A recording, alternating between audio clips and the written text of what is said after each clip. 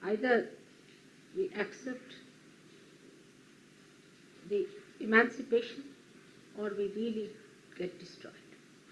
Vandaag maken we in de wereld een enorme crisis door. En ofwel aanvaarden wij emancipatie, ofwel worden wij vernietigd. In our achievement of material powers, we have been able to only achieve our destructive powers. In ons verlangen naar het verkrijgen van materiële machten en krachten hebben we uiteindelijk alleen maar destructieve krachten gekregen. It is really shocking to know that people are not aware as to what is awaiting them, and if some drastic things are not done in life, what can happen to them. Mensen zijn zich van bewust dat iets belangrijks moet gebeuren, maar als ze niets drastisch meemaken, wat kunnen ze dan meemaken? And even if we are aware, we do not know what is the solution. En zelfs als we daarvan bewust zijn, dan kennen we de oplossing niet. But one must remember, the one who has created this universe, the one who has created us from amoeba to the stage, has to also worry about us. Maar we moeten begrijpen dat degene die ons heeft doen evolueren van amoebe tot mens, dat hij zich ook bezorgd maakt om ons. Today only people were asking me about the knowledge that I'm talking, that why do they have to know about it? Vandaag vroegen mensen aan moeder, waarom is het nodig dat wij die kennis ons eigen maken? Waarom moeten wij die kennis kennen? They said, why should we know about chakras and kundalini? All these things, why is it necessary that we have to know when in the West we have advanced so much and this knowledge, according to them, comes to them from East? Waarom is het zo dat wij moeten weten over chakras, over kundalini, terwijl dat eigenlijk iets Oosters is? The understanding should be that we are interdependent. That East and West are very much dependent on each other. We moeten begrijpen dat het Oosten en het Westen erg van elkaar afhangen, dat we onderling afhankelijk zijn van elkaar. I would suggest that we can compare the relationship between East and West to the analogy of a root and the shoot of a tree. We zouden de volgende vergelijking kunnen maken, en dat is het Oosten en het Westen vergelijken met een boom, waarvan het Oosten de wortels zijn en het Westen de scheuten.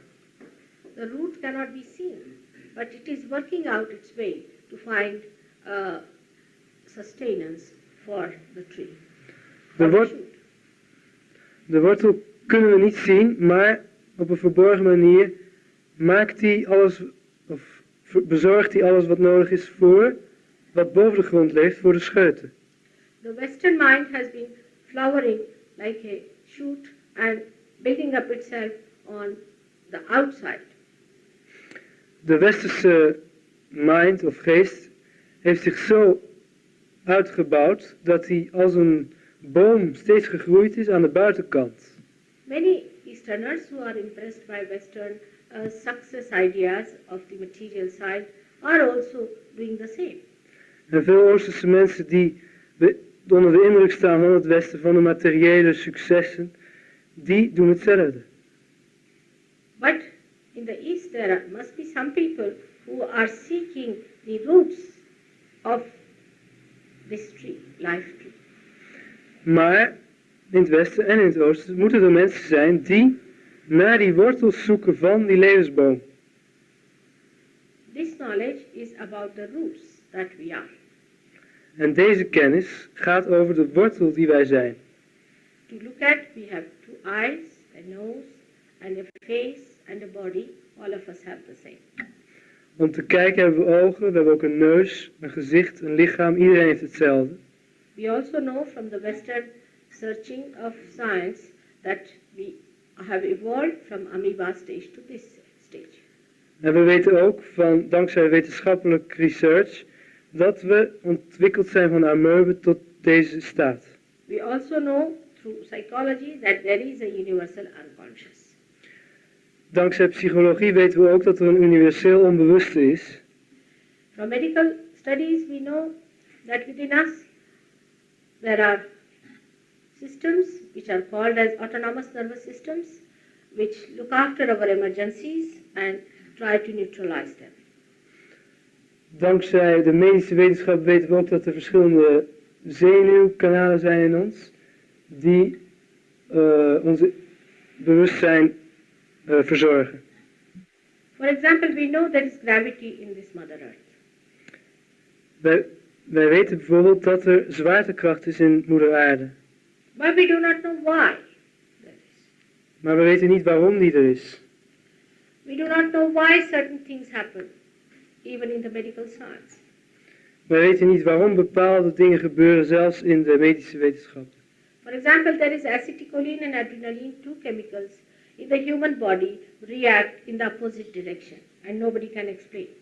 Bijvoorbeeld er is adrenaline en nog een andere stof die in het menselijk lichaam aanwezig is en die in een tegenovergestelde manier werken en niemand weet waarom. It's an honest confession of all the scientists that we do know up to this point and not beyond. Het zijn allemaal wetenschappelijke dingen die men te weten is gekomen, maar men heeft daar niet voorbij kunnen reiken. There is no need to go beyond. There is need to go within. Er is ook geen behoefte om voorbij te gaan. Er is een behoefte om te blijven waar men is. And to go within, you have to understand this knowledge. Maar om naar binnen te gaan, moet je deze kennis begrijpen. And knowledge of all the scriptures and of all the guides who came on this earth. En het is een kennis van alle geschriften en alle leiders die op deze wereld kwamen. Many people sometimes believe that Christ was born in America and he was an out-and-out Westerner. Vele mensen denken vaak dat Christus in Amerika geboren was en uit een westers mens was. But he was not. Maar dat was hij niet. He was one of them who gave us the knowledge about this. Hij was een van hen die ons de kennis gaf hierover. Not only that, but he played a very important role in establishing himself in a point called Agya Chakra here. Dat niet alleen, maar hij speelde ook een hele belangrijke rol in zich vestigen in het punt dat wij Agya Chakra noemen. Now, one may say that Bible is the last word. It is not so, because it has not been able to explain many things. Nu kan men zeggen, Bijbel is het laatste woord, maar dat is niet zo, want de Bijbel heeft veel dingen niet kunnen uitleggen. It talks of Holy Ghost, but they do not know what Holy Ghost is. There's a mystery. Ze spreken van de Heilige Geest, maar ze weten niet wat de Heilige Geest is. Het is een mysterie.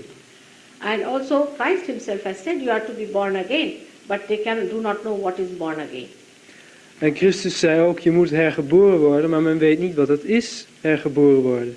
For them it is just somebody comes up with little water, puts it on your head and says you are born again, you are now a Christian, you become a Christian. Voor de christenen is dat gewoon iemand die aankomt met een beetje water en die dat op je hoofd giet.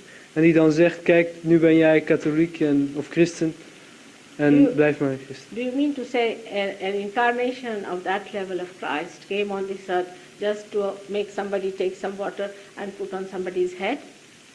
Denk je dat iemand van het niveau zoals Christus alleen incarneerde op de wereld om te vertellen dat je een beetje water op iemands hoofd moet doen en His greatness can only be understood if you get your realization, means your second birth. Zijn grootheid kan alleen begrepen worden als je je realisatie krijgt en dat is je tweede geboorte. But not the way they say you are baptized, but you should be actually baptized. Niet op de manier zoals men zegt, nu word je gedoopt, maar je moet werkelijk je doopsel krijgen. We have to be truthful about it and honest that no, this cannot be the baptism that Christ has told us. Je moet er eerlijk over zijn met jezelf dat dat niet het doopsel kan zijn waar Christus ons heeft over verteld. Because this kind of baptism, what does it give us? Nothing. Sometimes the children cry so much that you don't know why they are crying so much for such a holy occasion. Want in de christelijke doopsel vraag je je af, is dat nou werkelijk iets heiligs? Want de kinderen die dat moeten doormaken, die houden soms zo erg dat je je afvraagt, hoe kan het nou heilig zijn? So under these illusions, when we start looking out for something, maybe the answer somewhere else and there's nothing wrong in it. En in deze situatie zoeken we naar een antwoord. Maybe a book is written and you have to find a dictionary to understand it sometimes. Het kan zijn dat er een boek geschreven is, ergens, over de essentie, maar dat je een woordenboek moet gebruiken om het te begrijpen. Moreover, as I told you yesterday, these people, when they came on this earth, nobody understood them. And they tried to finish them as soon as possible. Jammer genoeg, dat heeft moeder gisteren verteld, kwamen al deze mensen op aarde en niemand begreep ze. En men wou alleen maar zo vlug van ze afgeraken als men maar kon. They could not bear the truth. Omdat de mensen toen de waarheid niet konden verdragen, niet konden dragen. Many did not want to know about it, and those who heard about it didn't want to go with it. Velen wilden er niet van horen en degenen die er wel iets van hoorden, wouden niet meegaan met het. But still it remains a mystery that why, of all the things, he should be crucified. Maar het blijft nog steeds een mysterie van waarom moest hij gekruisigd worden. There are questions not only about Christ but about Muhammad, about all the other incarnations of the world. Er zijn ook grote vragen, niet alleen over Christus, maar ook over Mohammed en over alle grote incarnaties van de wereld. Now when you are not realized, then your awareness, human awareness, is lacking in something. Wanneer je niet gerealiseerd bent, dan betekent dat jouw menselijk bewustzijn iets tekort heeft. This is the transition time. Because of that there is a confusion. Dit is de overgangsperiode en vandaar is er zoveel verwarring. For example, a blind person cannot see many things. But if you can somehow or other open his eyes, he can see the colors and everything clearly. Bijvoorbeeld een blind mens die kan niet veel zien, maar als je erin slaagt om zijn ogen te openen, dan ziet hij kleuren en een hele hoop dingen. That is why it is said that you are to be enlightened. Vandaar dat men zegt dat je verlicht moet worden. That we are walking in the dark and light has to come. Dat wij in het donker werken en dat licht moet komen. But light is not going to come from outside, it is going to come from within, from our heart. The light that is there is the Spirit.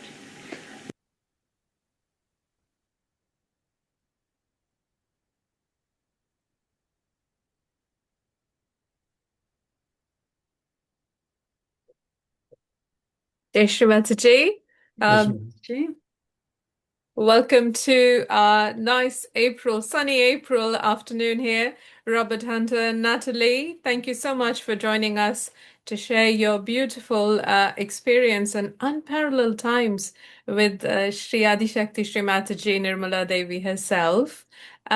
This was a public program in 1982 in Belgium, in Ghent. Natalie, would you like to tell us, would you like to start off this? Yeah, so obviously I grew up in Belgium and I came to Sahaja in Belgium.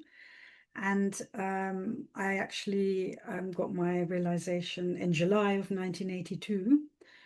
That was the first public program ever done in Belgium, but without Shri Mataji. And then 2 months later, Shri Mataji herself came to do a public program. So that was the talk we just listened to. That was the talk that we just listened to. So that was, that was the first time ever that I saw Shri Mataji. And personally, that particular program, when she did the self-realization, for me, it was a very, very powerful experience.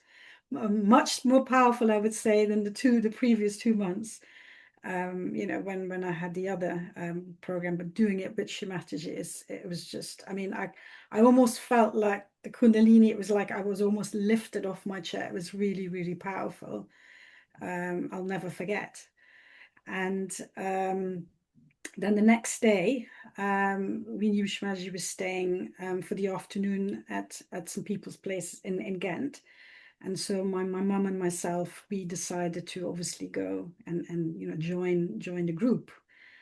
And there was Sajogis there from France, and then a handful from Belgium, because we weren't that many at the time.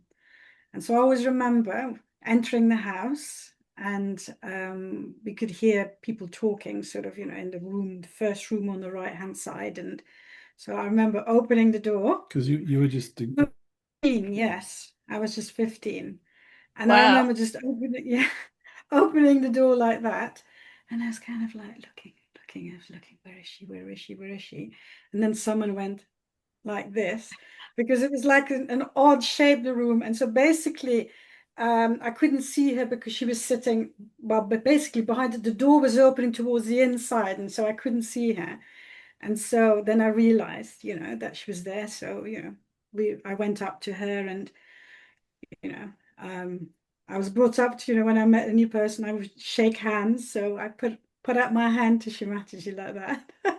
And she grabbed my hand and she pulled me towards her and gave me the biggest hug and a kiss. And yeah, it was, I just melted.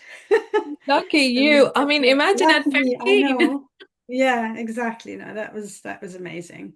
It was really nice. And yeah, she just asked some questions, and I can't remember exactly, but she probably asked me what I was doing, studying, etc. And my mom was there as well, obviously, and it was very nice. So sorry. Shri Mataji has brought us all from all corners of the world, and Yeah. I believe you are from Italy. Is that right, Natalie? No. I was born in Belgium. You were I born grew in up in Belgium. Belgium. But so basically, when I was 18, Shri Mataji engaged me to Robert. Right. Okay. Yes, that's a nice Yeah. story as well. Yes. And so when Robert graduated in 1980, she engaged us in 1985. And in 1986, when Robert graduated, a week after graduation, I think, she told him to go to Italy, to move there. And Oh. so when we got married in January 88, obviously I moved there as well, and we were there for nearly, 25 years. Oh, that's Yeah, fantastic. Oh, that's yeah, amazing. Now, I mean, getting married at 18, getting a realization at 15. I mean, and that's the time, precious teen years when you're grappling with so many things. yes, Tell us about your interactions with Shri Mataji, and did she have yeah. things to tell you as a girl, as a young girl, as a young woman? Well, more than anything. So, I was lucky enough. My parents, they had quite a big house, was, good to accommodate Shri Mataji, but also a lot of yogis as well at the same time. So we always used to meet there, come together there. And what I especially remember is how, Shri Mataji always really, the things she said to me, always to, make you feel nice and good and loved. It was just amazing from, for example, I always remember a few years after this program, she did some more programs in Brussels, which is the capital. And we then moved from there to Amsterdam, and we went into her hotel room, and on the wall there was this painting of a young girl wearing I think it was from Indonesia. And so she looked at it and she said, "Oh, she looks like you. Don't you think so?" Or for example, in Belgium, she had an interview with a journalist, a female journalist, and I brought some tea and coffee to both of them. And she said, "Oh, Natalie, the lady's asking me if you're my daughter." things like that, because she obviously knew that how that would make me feel, and other times, when we were in the room with her, with myself, my mom, I remember she was once, doing some mending on one of her sari blouses, and she says, "Oh, these tailors, they never get the size right," and she had to unpick it all, Shri Mataji was Shri meant. Mataji unpicking her own sari blouse because he'd done it too tight, and so she was unpicking it. And so my mom said, "But mother," she said, "if he does such a bad job, why do you still use the same tailor?" So, I said, "Oh, been using him for so many years. What's the point in changing? I mean, he does do a good job apart from this." And so, and then she showed me this beautiful compact she had as well with the face powder. And she said, "Look, so CP gave this to me, as a present." And it was a Revlon one. And she said, "I like the name of the shade." She said, "It's called Tempting Touch." She says, "I really like it." So, it was obviously a way that she behaved, with women, with girls, that's a Yeah. different aspect of Shri Mataji. Obviously, when she does public programs or at a puja, it's a different aspect, Yes. And so there's lots of other stories. I mean, she just done a public program again in Ghent, and she was staying in a place that had lots of little cottages. It was and they had a big gate, an entrance that shut at 10 p.m. It was an almshouse. It was, what they call the almshouses here Yes. in Yeah. Britain, but they're beautiful little houses. This is in Yes. Belgium, and one of the ones actually belonged to Robert Rechrog's grandmother. And Uh-huh. so, and we were accommodating Shri Mataji there because that was, So Robert was the guy translating the yes, video, yeah. yes, The talk we just yes. listened to. The talk we just listened to, that's right. And so, and of course, the program had finished, and the gates were shut, so we couldn't drive Shri Mataji right to the cottage. So, we had to park outside, and then, obviously you could enter, but without a car. So it's pitch dark because there was no moon. And the Ooh, whole way to get to this cottage, in Belgium and in the Netherlands, we have these cobbles, yeah. And so Shimaji grabbed my hand and she said, "Please, can I hold on to me?" She said, "Don't let go of me, Natalie." And so we were walking together, hand in hand, on these cobbles in the dark. And, Wow. and I remember thinking, I will never get, let hold of you, Shimaji. There's no danger me ever, So it was letting you go. who wanted to say to her, Yeah, Natalie, don't let go of me. Wow. It's just amazing, isn't it? Is yeah. it And 1982 itself, or is it later? I think it was slightly later. It was probably the year after that, because at that time she used to travel a lot, Yes, she did. doing tours everywhere, public programs. And I remember, so the little house was a tiny little house, but of course it was full of yogis that wanted to be there because Shrimataji was there. Yeah. So, Shrimaji went to bed, and all the yogis just decided to stay there, and so everyone was sleeping on the floor, on the carpet. Every inch, of ground was taken up by a sleeping yogi. And I was sleeping, on the carpet next to Shrimaji. Didn't she ask you to Oh, sleep? yeah, that's right. And she, when she went to bed, she says, "Come, Natalie, you come and sleep with me on the bed. Come and sleep, Wow. lie next to me." But I just felt, on one side I wanted to, on the one hand, but on the other hand, I just felt, no, it's not right. So I said, "No, it's okay, Shiraj. I'll sleep, next to the bed. And she woke up in the middle of the night, so I woke up as well. But I woke up and I saw her like leaving the bedroom to go to the bathroom. But there was yogis all over the floor. So she was stepping over all the sleeping yogis, to get to the bathroom.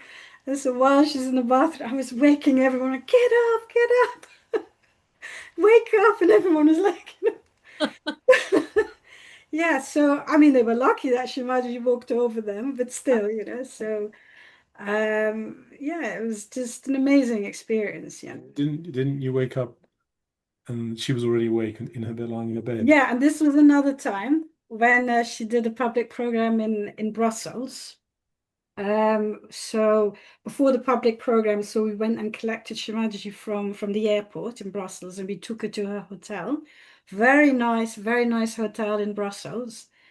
And so, we entered the room and she said, quickly, quickly, turn on the TV. Wimbledon's on and I really don't want to miss this match. Today these people are playing. She just loved it. And then so we turned on the TV. She's watching and she's saying, oh, I've been to Wimbledon so many times. And she said, they serve you strawberries from morning till evening. It's just too much. I can't stand strawberries anymore because I've had so many. And then she started commenting about the furniture as well in the hotel Uh-huh. because it was obviously a very nice posh hotel, and they had all this really sort of fancy furniture that was made with bamboo, Ah. which is meant to be very posh. But she was saying, but back in India, bamboo is like not considered posh. It's not considered sophisticated. It's it's for poor people. She was laughing. About this and comparing, so but yeah, and then again, there was lots of yoginis in the room, and there was like a little ensuite, and so again everyone was sleeping all over, some on the floor, some in the bed. And I remember waking up the next morning and Shri Mataji was just lying in bed like this, looking at all of us sleeping, like Wow. saying hello. So I jumped out of bed and said, good morning, Shri Mataji.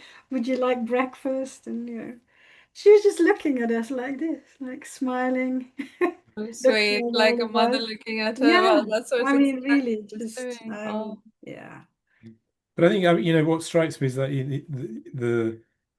her consideration and the towards when you're with her, it was all about how to make you feel good. And that consideration yeah, also in the middle of the night, she could easily, to go to the toilet, she could have asked people to wake up or woken them up, but she gently stepped over them, or she was the first one up. She didn't order breakfast. She just enjoyed looking at her children. There was yeah. that, and then also that sort of kind of zest for life, Oh yes, just exuberance. going out and doing stuff so and, what and would a Yeah. day watching be like? Wimbledon. Because yeah, I mean, like, Going shopping with her, for example. I remember once she wanted to buy some new specs, uh-huh. So we took her again to the shop in Brussels, and she was trying on all these different, glasses, all different shapes, and she was like posing and like joking, and she's, what about this one? The ones with like ding, like Yes. punk or this or that, like, I mean, just laughing and having fun, it was just amazing to see. Then I Um, remember in Bristol once she came to visit us in the ashram in Bristol. She stayed in the ashram, and she'd been out shopping, and she bought herself this a a cape. cape. It was a kind of burgundy coloured cape, and everyone had left because it was a public program, and so everyone had left to go to the program. For some reason, that I was still at the ashram. I was one of the last to leave, and she was coming down the stairs to go to the program, to get the car to go to the program. And she was standing in the landing at the top of the stairs, and I was at the bottom of the stairs. And she saw me at the bottom of the stairs, and she had the cape on that she'd bought. And she said, "Oh, Robert, do you like the cape that I bought today?" And she did this little pirouette, and gave this really kind of cheeky little look, and it was just so delightful and so Yeah, playful, and that that playfulness and that and how she used those things to draw you in. You were talking before about how she just made you feel such an intimate part of her world whenever she was with you, and she managed to do that with the hundreds of people she met. yeah, And there was those. That's what yeah, really was so yeah, uh, touching and endearing. Yeah, absolutely.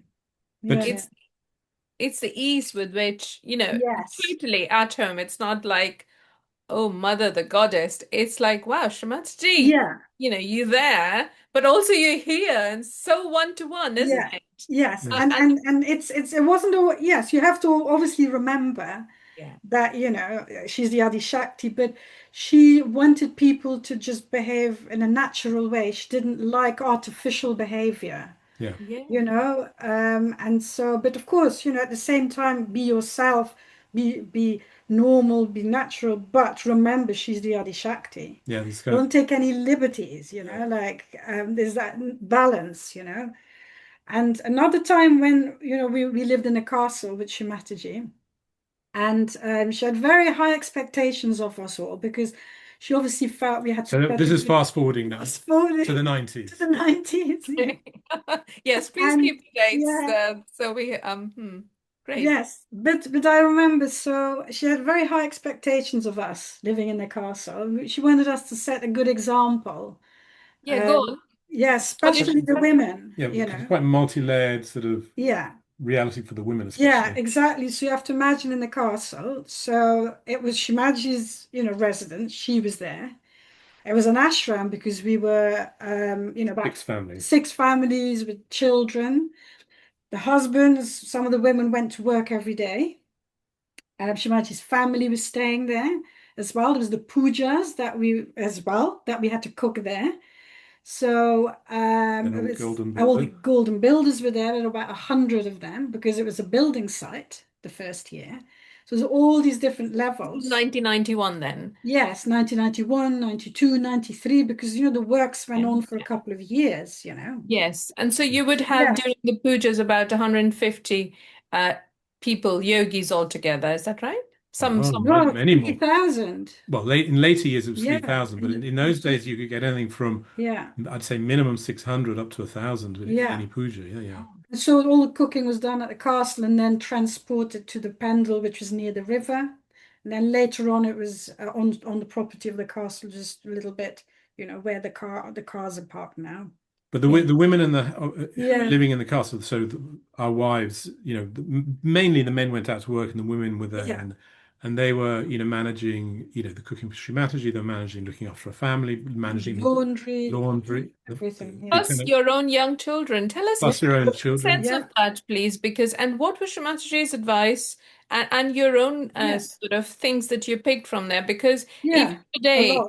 it's a big thing when we come to the Yeah. pujas and there are young children, young moms, really tough time of life. Yeah, it You need is. the help. So, But yes. I think Shri Mataji had high Yeah, expectations. I mean, I always remember though, like serving Shri Mataji, and I had one of my children with me, and they started doing sort of like gymnastics in front of Shri Mataji, you know, while I was serving her. And I was like, oh, I was kind of saying, stop it, stop it. So I was sorry, Shri Mataji. She said, just let her be, for goodness sakes, it's okay. You know, it was like, you know, this is not a puja, you know, it's fine, just let her be. She's just a little girl. And so she was looking at Shimaji's lunch now. And I remember because that day we had made sausages ourselves. And the butcher had explained to us how to make the sausage, and it was something that Shimaji had suggested. So we gave Shimaji the first batch that we made and that we cooked.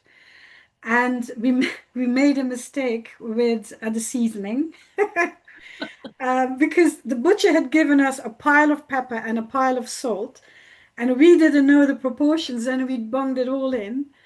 And so I remember serving it to Shimataji, and my daughter, cheeky, she just took a piece of the sausage and she was saying, yes, take, you know, our daughter Marani. So she put it in her mouth, and it was so salty. She mentioned too much salt, yeah. And I said, oh, and then we realized that we put too much salt. She said, don't worry, just, you know, squeeze some lemon juice and it'll be fine. You know, it'll counterbalance, you know, the salt, you know. But what was very interesting Yeah. about, you know, cooking for her was that, I mean, I never cooked for her, but the women did, but was that, you know, you could do things like that. You could make mistakes like that and it would be fine. Yeah. Or you could, sometimes you could serve flawless food and she'd be very upset with the woman who cooked it. And, you know, and it was because it was all about the vibrations, you know. Yeah. And so when you cooked for her, or whatever you did for mother, but Yeah. the women were very much on the front line on that, you know. Yeah, you had to be absolutely, yeah, you know, there because it, Yeah. you know, it was never about the tastiness of the food or whether it was, you know, oh, the capability. but if there was something wrong with the person, that she would pick up on something and it would, and they needed, you know, and it was always who's cooked this, yeah, you know. she wanted to know. And I remember once she called me in with another lady, and my mom was actually in the room as well. And she said that she had this storage room, Shri Mataji. She had lots of rice and things brought back from India for all the golden builders for us to use, chanas, rice, all the sort of dry things that she used to buy from India, and then we used to cook it in Cabela. And so basically some of the people that were there, some of the builders, felt that they weren't given enough food or not nice food, and they would go and help themselves to nuts and dried fruit in this. So I mean, Yeah, I think the context, to give the context, yeah, you had the golden builders. You could have anything up to 80 golden builders yeah, living in the castle yeah, at any one time. And of course, and the job of the 6 women living there yeah. was to cook We had for to them cook for them, but every day, Every day. breakfast, lunch, every day, yeah, All the three meals. And man, yeah, and the menu and everything was managed directly by Shri Mataji. She held the keys to the lard to what you call it, the larder. yeah. She would prescribe the menu, say what has to be cooked, what shouldn't be cooked. So everything was managed by her. But then, of course, the ladies of the house would then execute it. So that's the kind of context. Yeah. So so tell us on the ground, how did it unfold? So would it be an everyday menu check, Shri Mataji, should we cook this and that, No, or no, a no. weekly? Tell us what it was Yeah, like. so well, basically, she insisted that there should be a lot of protein provided for the men. She said because they needed it for their muscles. She said, doing construction work. So even breakfast should include chanas, for example, and porridge, but it's very balanced and very varied diet. It wasn't just Indian food, it was obviously Italian food, all kinds. But it was quite simple, Yes. nothing fancy. I mean, and chicken, mutton, eggs, all kinds, And She was always very keen that it should be tasty, though. yeah, and it should always be tasty, exactly. Nothing bland. But I remember once I was called with this other yogini, and she told us off. She said, "Look, I've heard stories the men are going and helping themselves to, the dried fruit and nuts in the pantry, and that's not okay, and you need to tell them that they're not allowed to do that." And we were saying, oh, but Shimaji, we feel so bad if they're saying they're hungry or they want more or this or that. We feel, it would be wrong not to give them what they're asking for. We would feel like we're not proper Lakshmis. And she said, oh, no, she said, what are you talking about? If they're not happy with the food, tell them they can just go down to the village and eat out if they don't like what you give them. And we were like, okay. And she said, um, that's not what makes a good Lakshmi. It's a balanced thing. She said To manage the to household. manage the household. The expenses, and there's a reason why there's a key. For that pantry. That people can't just go and help themselves, and have to find a balance. And I remember, for me it was a double whammy because she was telling us off, but also my own mother was there as well in the room. So I felt, like a little bit, embarrassed, being told off. But then it was interesting to hear She said to the golden what she builders. said to the golden builders. Yeah. Are you saying? So, she told the golden builders, so we got told off, but then then she told the golden builders, oh, these ladies, they look after you so well, and rather than not, giving you enough food, do you know that they don't eat themselves, like so it's very interesting to see, the two sides, talking Wow. to us and talking to the men. It was a completely different version, almost yeah. And bringing everyone to her high Yeah, expectations, yeah, both parties, isn't definitely. it? That definitely. Yeah, Yeah, yeah.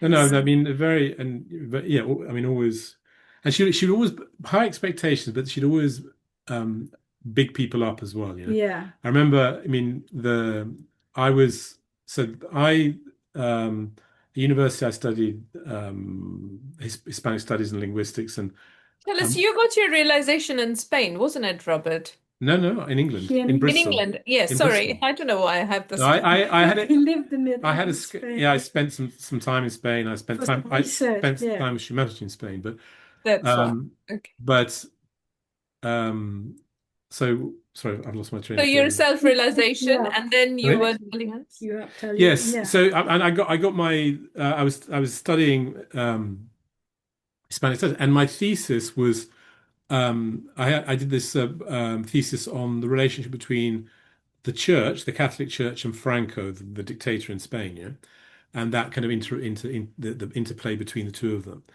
And I remember at the time, a lot of people think, oh my goodness, that's it's a very negative sort of subject and so on. But I remember asking Shimata, telling Shimata that this is what I wanted to do, and she was very kind of happy about it, and said, oh, yeah, that's exactly what that's a really good thing for a yogi to do.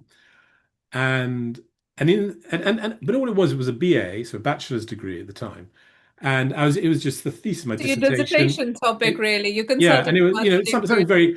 very nothing great. Yeah, But in future years, when I was with her, and maybe, she was with Sir CP, maybe with sometimes when Sir CP had dignitaries round, or people that she wanted to somehow impress, or sometimes when I was with the mayors of the valley, and she was there and so on, she'd always present me as this guy, this writer, to say that he's a PhD, and he's written this thesis on the relationship between Franco and the church.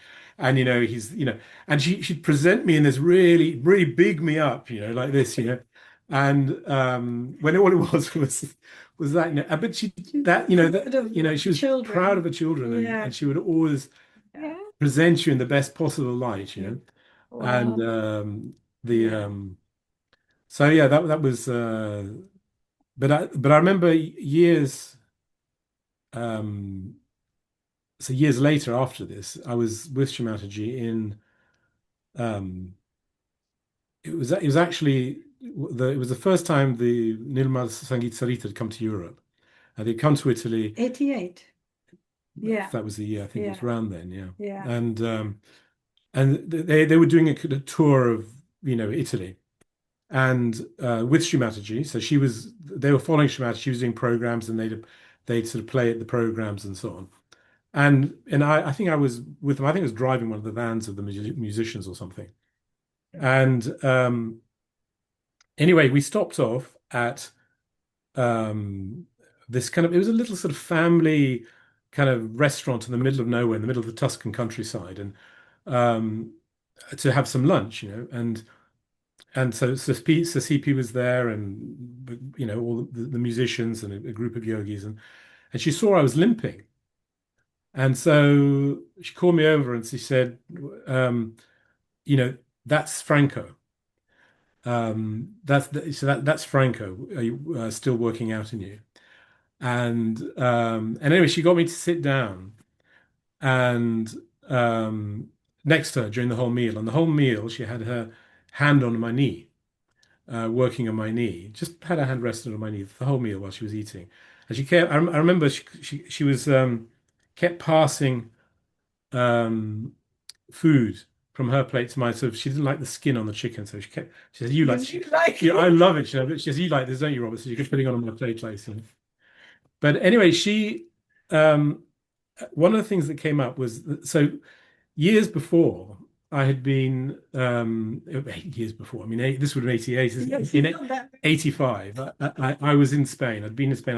Is when I was actually writing this thesis, actually, and I was doing the research in Madrid, and she actually came to Spain. And because I was English and I spoke Spanish, I ended up spending a lot of time with her, translating and being the interface for a lot of things that she was doing. And in fact, if I can share with you a couple of photos, Yes, let's see if I please. can find them.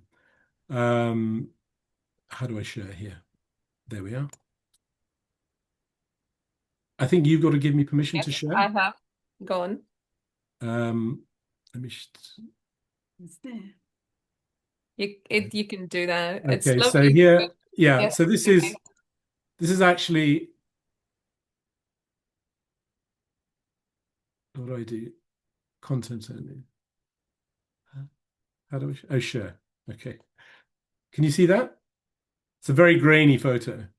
It's like paella. Yeah, this was actually in Spain. This wasn't the one in Tuscany, but where she's actually doing exactly the same thing. We're in a restaurant, Yeah. and she we were eating paella, and she would always pass this again, the same thing, the skin of a chicken. She didn't like the skin of the chicken. She would always pass the skin of the chicken on to me, saying, "Oh yeah, you like this, don't you?" And this was really interesting because this was immediately after a program, and after the meal, In the and restaurant. she's still wearing, if you can see, she's wearing this white sari. Yes. And after this meal, she said, "Okay, let's do a puja In the in restaurant. the restaurant." So, Wow. and the restaurant actually belonged to the husband of one of the yoginis. And So so wait, this is in Spain in this is in Spain in 85, it would have been. 1985. Okay. And she said, Thanks. let's do a puja. So, okay. And so, and it was just, there would have been what, I don't know, 20 people maybe or something there, maybe less. And so, you know, we pushed back all the tables and we cordoned off the restaurant, and we managed to quickly get some flowers and make a quick garland of flowers. Um, and she says, "Don't say much." She says, "Just put some music on in the background." And and we all came forward, and we, one by one, or actually in pairs, we came forward and washed her feet. And I think at the end, then we all sang the arti and said the mantras.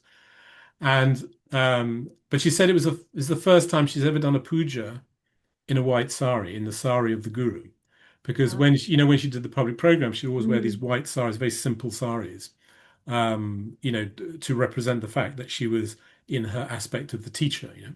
Yes. And but in the puja, and of course, she's the full-blown goddess. And but this, so she said this was the first puja she'd ever done where she was wearing this particular type of sari. And I always remember because when it was my turn to go and wash her feet, it was me and another yogi, and we both did namaskar. We both went down to namaskar. We washed her feet and then did namaskar again. And while we were doing namaskar, she said, "Shuddhi and Nabi." And I remember the two of us, we kind of came up from the namaskar and looked at each other, and he says, and we were both thinking exactly the same things. Is it your Vishuddhi and your Nabi or mine? Or is it one and one? Or is it all you? And it was just very, very comical. But yeah, it was a magical moment just to do this little puja in this restaurant at the end of the evening. Absolutely. And How old were you in this photo on this occasion then? I would have been in my early, Well, well, 22. 85, I would have been We got 22. 22, yeah. 22, yeah. Just the year you turned 23, I think. Yeah, so there's, let me see if I can find this one here. So this is also the same year, this is in Spain, and this was outside the Prada Museum. So actually, on the one side, I think it was the library where I used to spend all my time doing my research as I was. Yeah. But then on the other side, on the opposite this sort of big avenue, you had the Prada Museum, the big National Museum of Spain. Whereabouts is this? Remind us, please. This is Madrid. Madrid, in Madrid. Okay, In Madrid. 1985. 85, yeah. And so I think this was just after we'd just been in the Prada, and we were just resting, and Mother was drinking some Coke, and she used to drink a lot of Coca-Cola. And but when we went up to, there was two things I remember about going to the Prada. One was as we were walking up the steps to the Prada, these young student types came up to us asking for some money for some Christian charity? either as a charity or some political movement or some I think it was some sort of charity, yeah, some children or something or other. Now, before I came to Sahaja Yoga, I was very much involved in sort of that kind of thing. I was doing a lot of sort of charitable work. I'd been involved in some different things, and so it was my kind of conditioning. And so when they came and asked me, I kind of thought, okay, well, I was the person with Mother, so I kind of thought Mother would give something. And I remember Mother turned around and she said to me, "Tell them to go away and stop wasting all their time. They should just go away and study, and they're just wasting their time, and stop ripping people off for their money." And I thought, good. And I sort of turned to them and just said, "No, no, no, she's not interested." In Spanish, Mother said, "No, no, tell them." So I had to tell them. and so really break my conditionings, you know. And but anyway, we then went up into the Prado, and she wanted to see a particular painting called Las Meninas, you know, by Velázquez, which is kind of a hugely iconic painting in the world of art, you know. And she specifically wanted to see that one. And I'd been to the Prado many times, and I'd seen this painting. I knew exactly where it was. And so we went into the Prado, and I started kind of leading the way. And Shri Mataji said, "Are you sure it's not this way?" And I said, "No, Shri Mataji, I've been here many times. It's this way." And so she said, "Okay." And then she started following me, you know?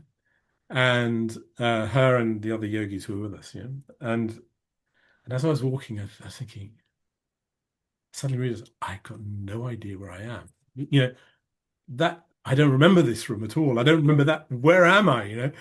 And so I kind of turned a corner and walked down the corridor and we're walking, and I just realized that I was just totally and utterly lost. You know, mother was just following us, you know. And I sort of turned to Shri Mataji and I said, "Shri Mataji, I'm really sorry, I'm just totally lost, you know." And so she said, "Should we try my way now?" And I said, "Yes." So is this just the two of you, Shri Well, it was Mataji? me. No, no, there was a few other yogis with us. I mean, Okay. it was a small group, you know, and so she then turned and she led us directly to where this Velasquez painting was, you know. And but this kind of leads me to the story. The original story I was telling you was back in Italy in 88, where we're sitting in this restaurant in the middle of Tuscany with her hand on my knee, and she was kind of reminiscing about the times we'd spent together in Spain, you know, and and I was saying, "Oh yes, Shri Mataji, and um, do you remember, when that incident when I thought I was trying to lead you to find the Velasquez, and you know, you completely changed the architecture of the building. You're the divine architect, you know, and you completely changed the architecture of the building. I got totally lost." And she kind of burst out laughing. She thought that was hilarious, you know. And there's nothing better than making Shimachi laugh. It's kind of like that feeling when you make her laugh is just pure delight, you know. And she burst out laughing and she said to me, "You're a really hard nut to crack," you know. And and I remember that kind of stayed with me. I kind of left it there, but um, the for two reasons. One was that was an expression I had used with her some years earlier, the year before actually. So it was the year actually when she told us to get married. It was in 87. It was the Guru Puja. And Here in the so we'd UK. been engaged for 2 years, and then we went to the puja, and she called us and said, "This is the year you should get married." Yeah, and So Shri Mataji got you both engaged. She engaged you, Yes, she and yes, then to engaged marry. us in 85, shortly after this, actually, yeah. Few a months after few this. few months after Yeah. this, and then 2 years later, she called us and said, "Okay, now's the time to get married," Okay. and that was at that Guru Puja Here in in Shuri Shudikams, yeah. Yeah.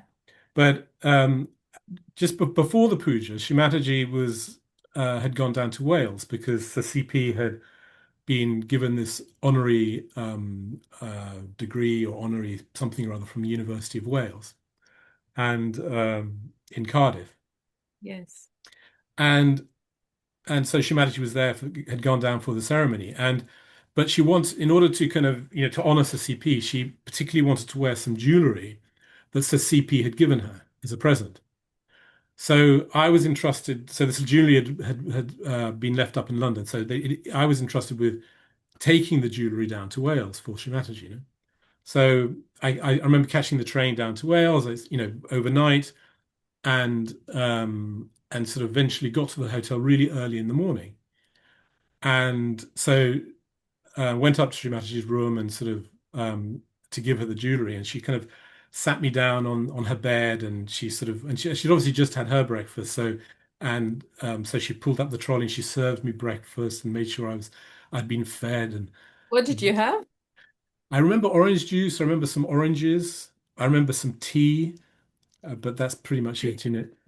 I can't remember. Lovely. Maybe I can't remember the breakfast so much. But she was, Poached eggs. yeah. But she was talking about um, the evening before, and where she'd had to go for this, sort of special dinner with all these, professors and intellectuals, and she was talking about, how mental they were and how they were sort of catching on Agya and this kind of thing. And I said to her, yes, intellectuals are really hard nuts to crack. And she thought that was hilarious, And again, she burst out laughing. She thought that was hilarious. And again, that it was just delightful, just to be with her, the way, just to have her looking after you in that way. And it was just, and then of course,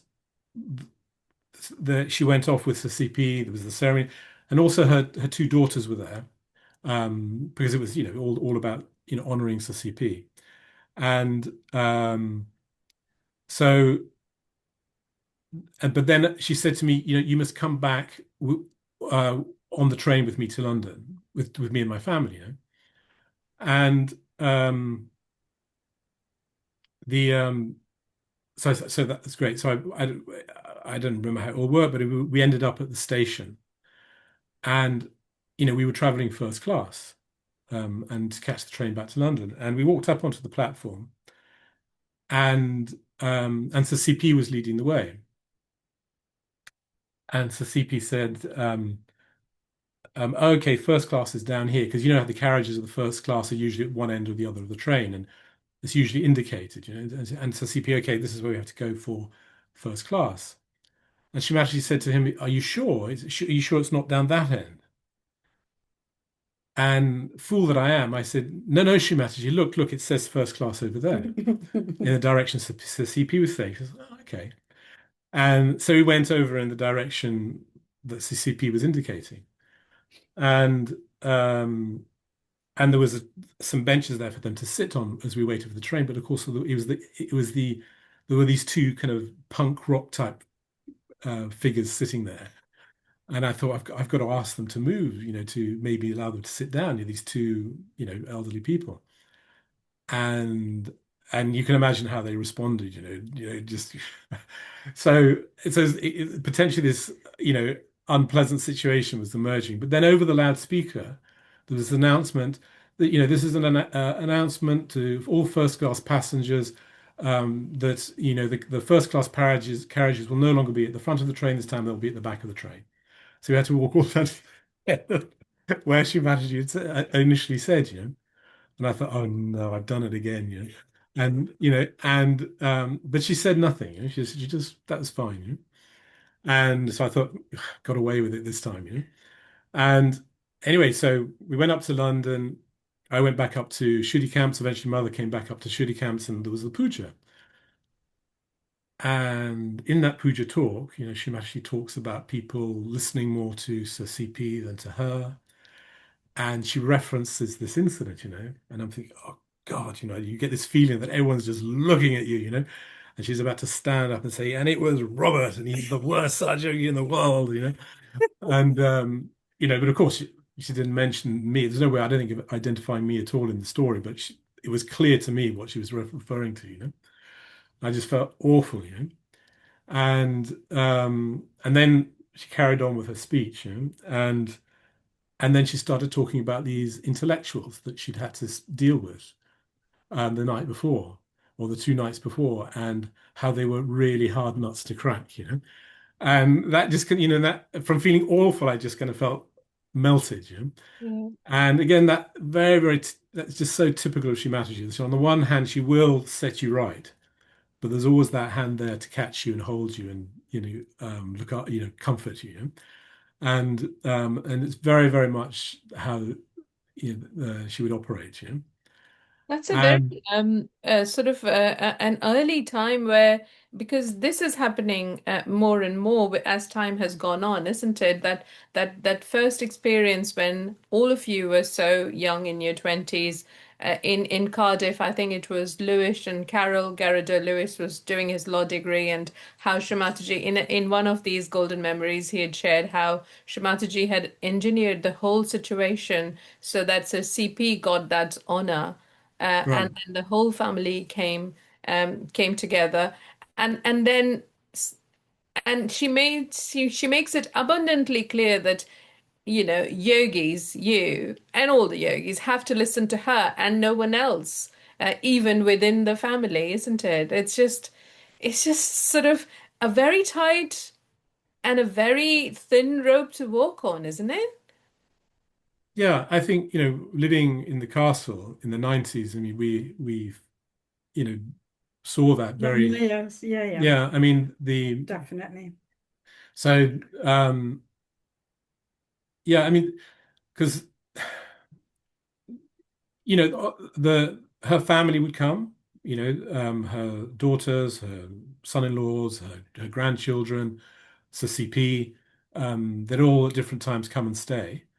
And, and, we would have to, as being there, we'd be helping to look after them. But you'd really have to be very alert. Shri Mataji was very clear that they were her family and she would manage her family, you know. And, so while yes, and the thing is that their families are so gracious, so charming, so charismatic, it's very easy to get drawn in, And so you'd have to be very, very careful. I remember on one particular occasion, I think was it Sonu?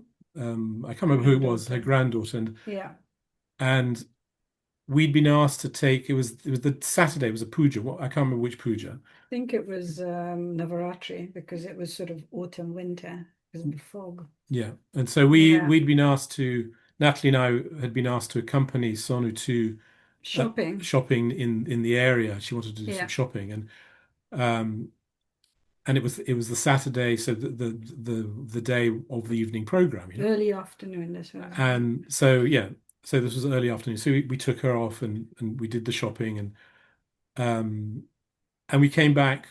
I mean, she had a lot of shopping to do. I can't remember the detail of it, but we came back around 7-ish?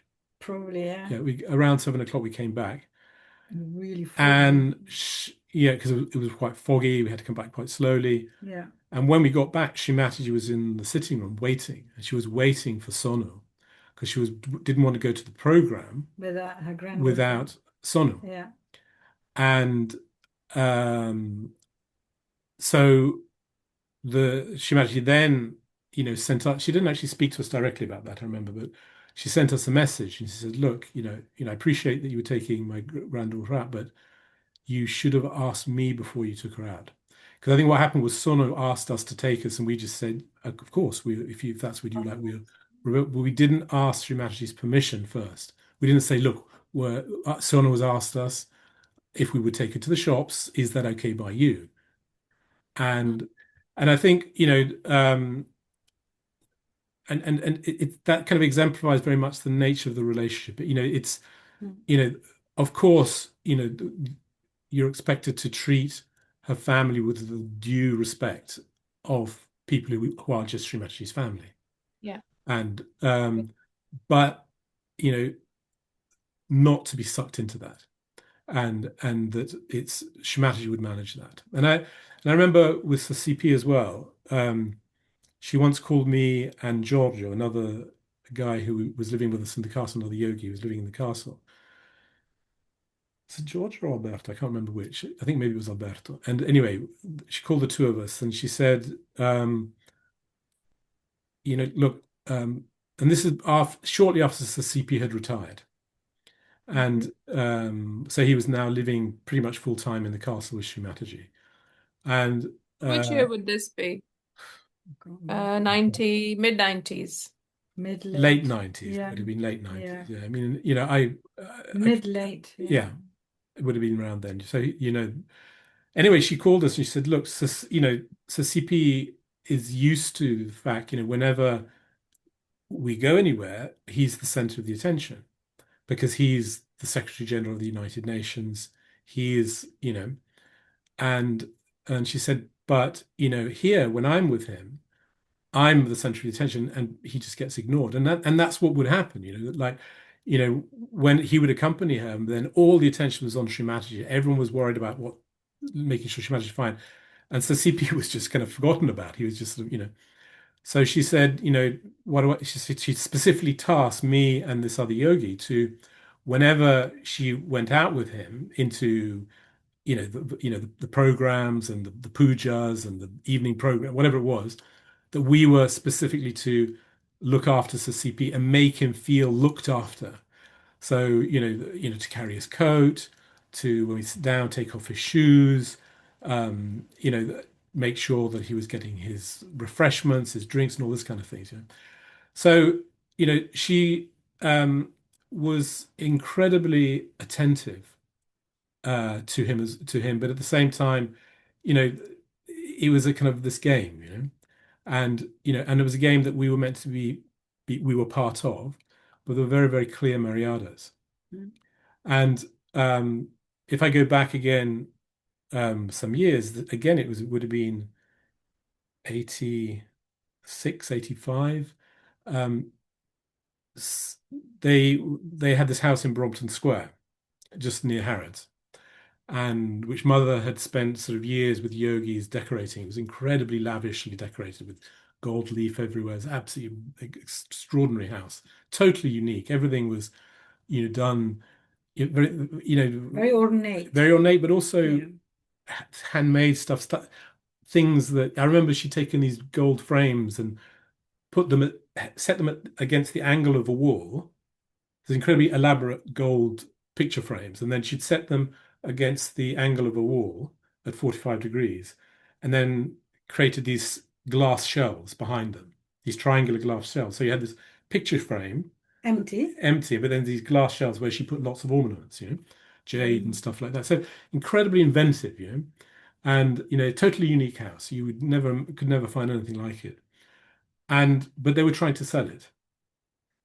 And it was, mother always said the house will be sold to somebody as a package with everything in it, all the furniture, everything in it.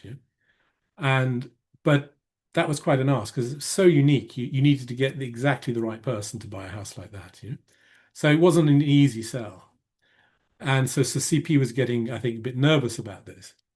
So one year when Shri Mataji was, you may have heard this story already, but because I think it's quite well known, this part of the story, that one year Shri Mataji went away to India, and while she was away in India, Sir CP called in some of the golden builders and got them to change a whole lot of fittings and a whole lot of things about from the light, these incredibly elaborate lights and chandeliers that Shri Mataji had. He replaced them with something a little bit more, how can I, sober, he just tried to make the whole thing a bit sober, because the estate agents have said, look, it has to be a bit more sober if you're going to attract a wider range of buyers, And so when Shri Mataji came back she used to spend, those months over the winter months in India, and when she came back, and so CP would be remaining in London because obviously he was working, and so she came back and she saw everything had changed. She was, very upset, but upset principally with the yogis, saying, how could you possibly do that? That's all those things that I did, your guru, your mother. And then just because she met CPRC, you change everything without asking me. And she was absolutely furious with the Sahaja yogis, And so the next year, when she went to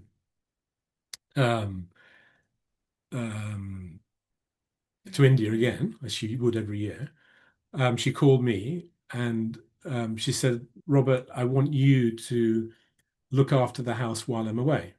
I want you to be in the house. And I was at university. I think it was You were doing your thesis. I think it was my final year. Yeah.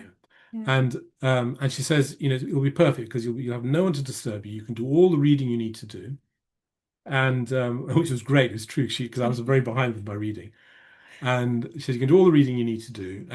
But she says, you must stay in the house and you mustn't leave the house. And you must not let any Sahaja yogi set foot in the house. That she said, and then the other thing she said, she had this servant, this young girl. And she said to me, this girl has been ruined by the Sahaja yogis because she's just a very simple girl from India who came over to be their servant as part of the diplomatic thing. And but the yogis came in, and because she was the servant of Shri Mataji, the Adi Shakti, people kind of put her on a pedestal, and the yogis treated her like she was something special, you know. So this girl started getting kind of airs and graces and thinking that she was something special, you know. She was just a very simple girl from the villages, I think. And so Shri Mataji says, look, you know, I need you to treat her like a servant. You mustn't spoil her. And so you are to live like a lord. So, and she used to do everything for you. So I said, okay. And so she said she used to cook for you, she used to do your laundry, she used to wash up the dishes, she used to serve you your dinners, your meals, everything. Yeah. And so this girl, this girl was having nothing of it, you know. And you know, you know, so I would leave my laundry to be washed, but she wouldn't touch it, you know. It would just sit there, you know. She was not going to do the laundry, you know. And so I'd tell her to do it, and she wouldn't, you know. And or you know, the house was immaculate, so there wasn't much she had to do. There's only the CP and me, and this perfect house. And so she would get up very late, and I was saying to I told her you have to get up and you have to, you know, do a bit of clean, do your chores, and she would be quite resentful of that, you know. And then the only thing she would do, she would cook for me, and but you know, she would serve me, but she would always she said, "Oh, can you just bring the plates back to the kitchen for me?" You know, so she was quite manipulative like this, you know. So and I you know, I was what this 20-something-year-old, you know, never had a servant in my life, you know, and I had no idea what it meant to live like a lord. And I thought, how do I handle this? You know? So I thought, do I tell her off? And occasionally I'd sort of tell her off, or you know, I had no idea, you know. And anyway, one day Sasipi calls me, and he's really angry with me, you know, and he says, "How dare you order my servant around? She's not your servant; she's my servant," you know. And he was really very angry with me, you know. And I was thinking, you know, what do I do? You know, do I tell him that this is what Shri Mataji told me to do? And but then I mean, I don't think I have reason, but my gut instinct was no. And I think, you know, but I think because if Shri Mataji had has not told him it's this for a good reason. And Yeah. if I say this to him, it's kind of it puts mother maybe in an embarrassing situation with him. Who knows? So I'll just take the papach, you know. I'm not going to say anything, you know. And you know, and that's mother's business between it's between her and CCP. You know, I just take the papach, you know. And so I mean, again, I think really important for me, it was a really important lesson about that relationship, you know, because their relationship can be what it is, you know. It's nothing to do with us. We don't interfere with that, you know, and you know, and you don't interfere with it because it puts you in a bad light. You just keep quiet, you know. And you know, it's the business of that's the business of the Adi Shakti. She manages her family, and that was the lesson that I took from that. And Which year is um, this then? Lord of this was Prophets 85. this Square, was 85, 1980. and anyway, The end of 85, yeah. then and I was there for a while, you know, for you know, this a month or maybe a bit more, I don't know. And at a certain point, I noticed that CCP was having these guests, but they weren't the normal guests. His normal guests were these very high-powered, you know, diplomats and so on with suits. But there was these kind of, you know, obviously they were laborers and builders of some kind. He was having them into the house, you know, which I thought was very unusual, you know. And then at a certain point, he called me and he says, "I'd like you to measure all the doors of the house." And I thought, oh God, what do I do? You know, because I can't contradict him, but I know Shri Mataji wouldn't want that, you know. And but I said no. So I thought I'll go to Shri Mataji's bathroom and I'll measure the door of her bathroom, which is the holiest of the holiest, and see how I feel, and then I'll know what to do. So I did that, and it was absolutely clear that I was not meant to take these measurements, you know.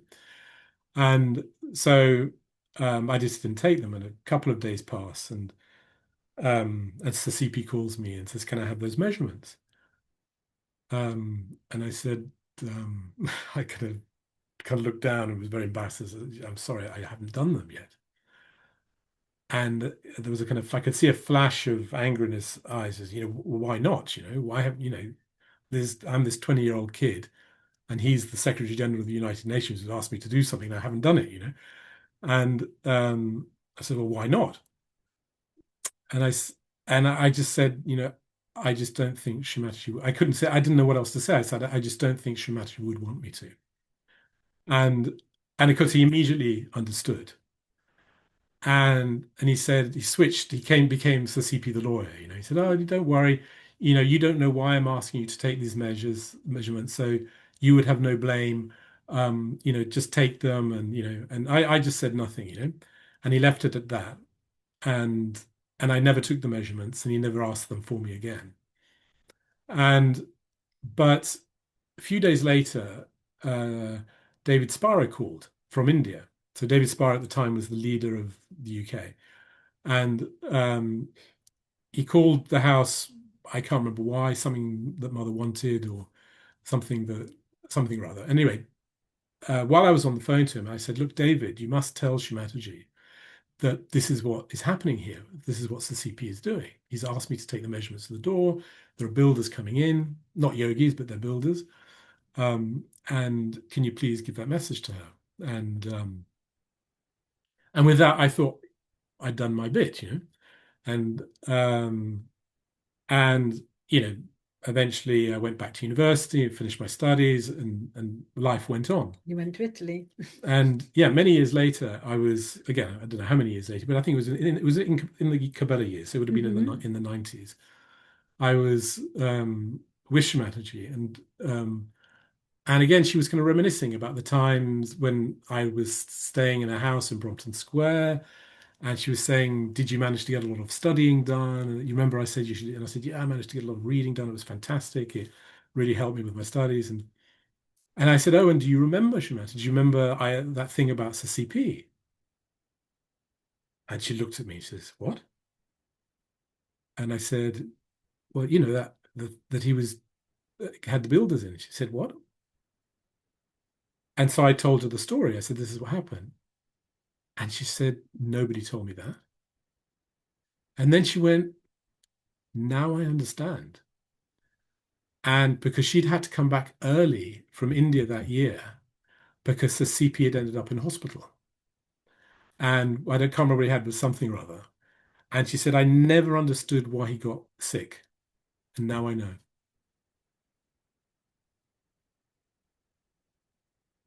So, I mean, it's you're on mute, by the way. And so I mean, very, very interesting, that dynamic, and how that all works, and So it was essentially, I mean, for the benefit of people who watch this now and in time to come, the actions that CP took and that Shri Mataji didn't get to know in absence while she was in India for selling Brompton Square, apparently, and that he did take should probably not have happened, and that's what led to those consequences. Is that yeah, I right? think, He got sick. yeah, he got sick, and she mentioned that. You said, I never understood. I had never understood why he got sick. She said, now I understand. And so I mean, their relationship was a very, very unique relation. Very, very, it was incredibly beautiful to observe. And the very, very sweet. And of course they had their disagreements. And like any married couple would. And but the kind of her how can I say, how would I say primura, the attention, her attentiveness to him, was extraordinary. And always watching out for what are the things he liked, what are the things would make him feel good, teasing him sometimes. I remember once, we were out shopping, and she wanted to buy him this tweed jacket, this was in his In the outlet, in the it's Teravalle, yeah. And and she was getting him to try these different things on, and he was it was He just was so, putting her hand, yeah, he was like putting her hand. He was just delighted that she was, getting him to try things on and giving commenting on. him things. But also, he was very, very shy man, and she was getting him to do these twirls and show everyone what the jacket looks like, and he was kind of To fuddle them. obeying, but very shy, but because she'd asked him to, and but just such a sweet dynamic. Or I remember another time, the mayors of the valley in Cabela, she might have invited, there were about 4 or 5 mayors, and she'd invited them to tea.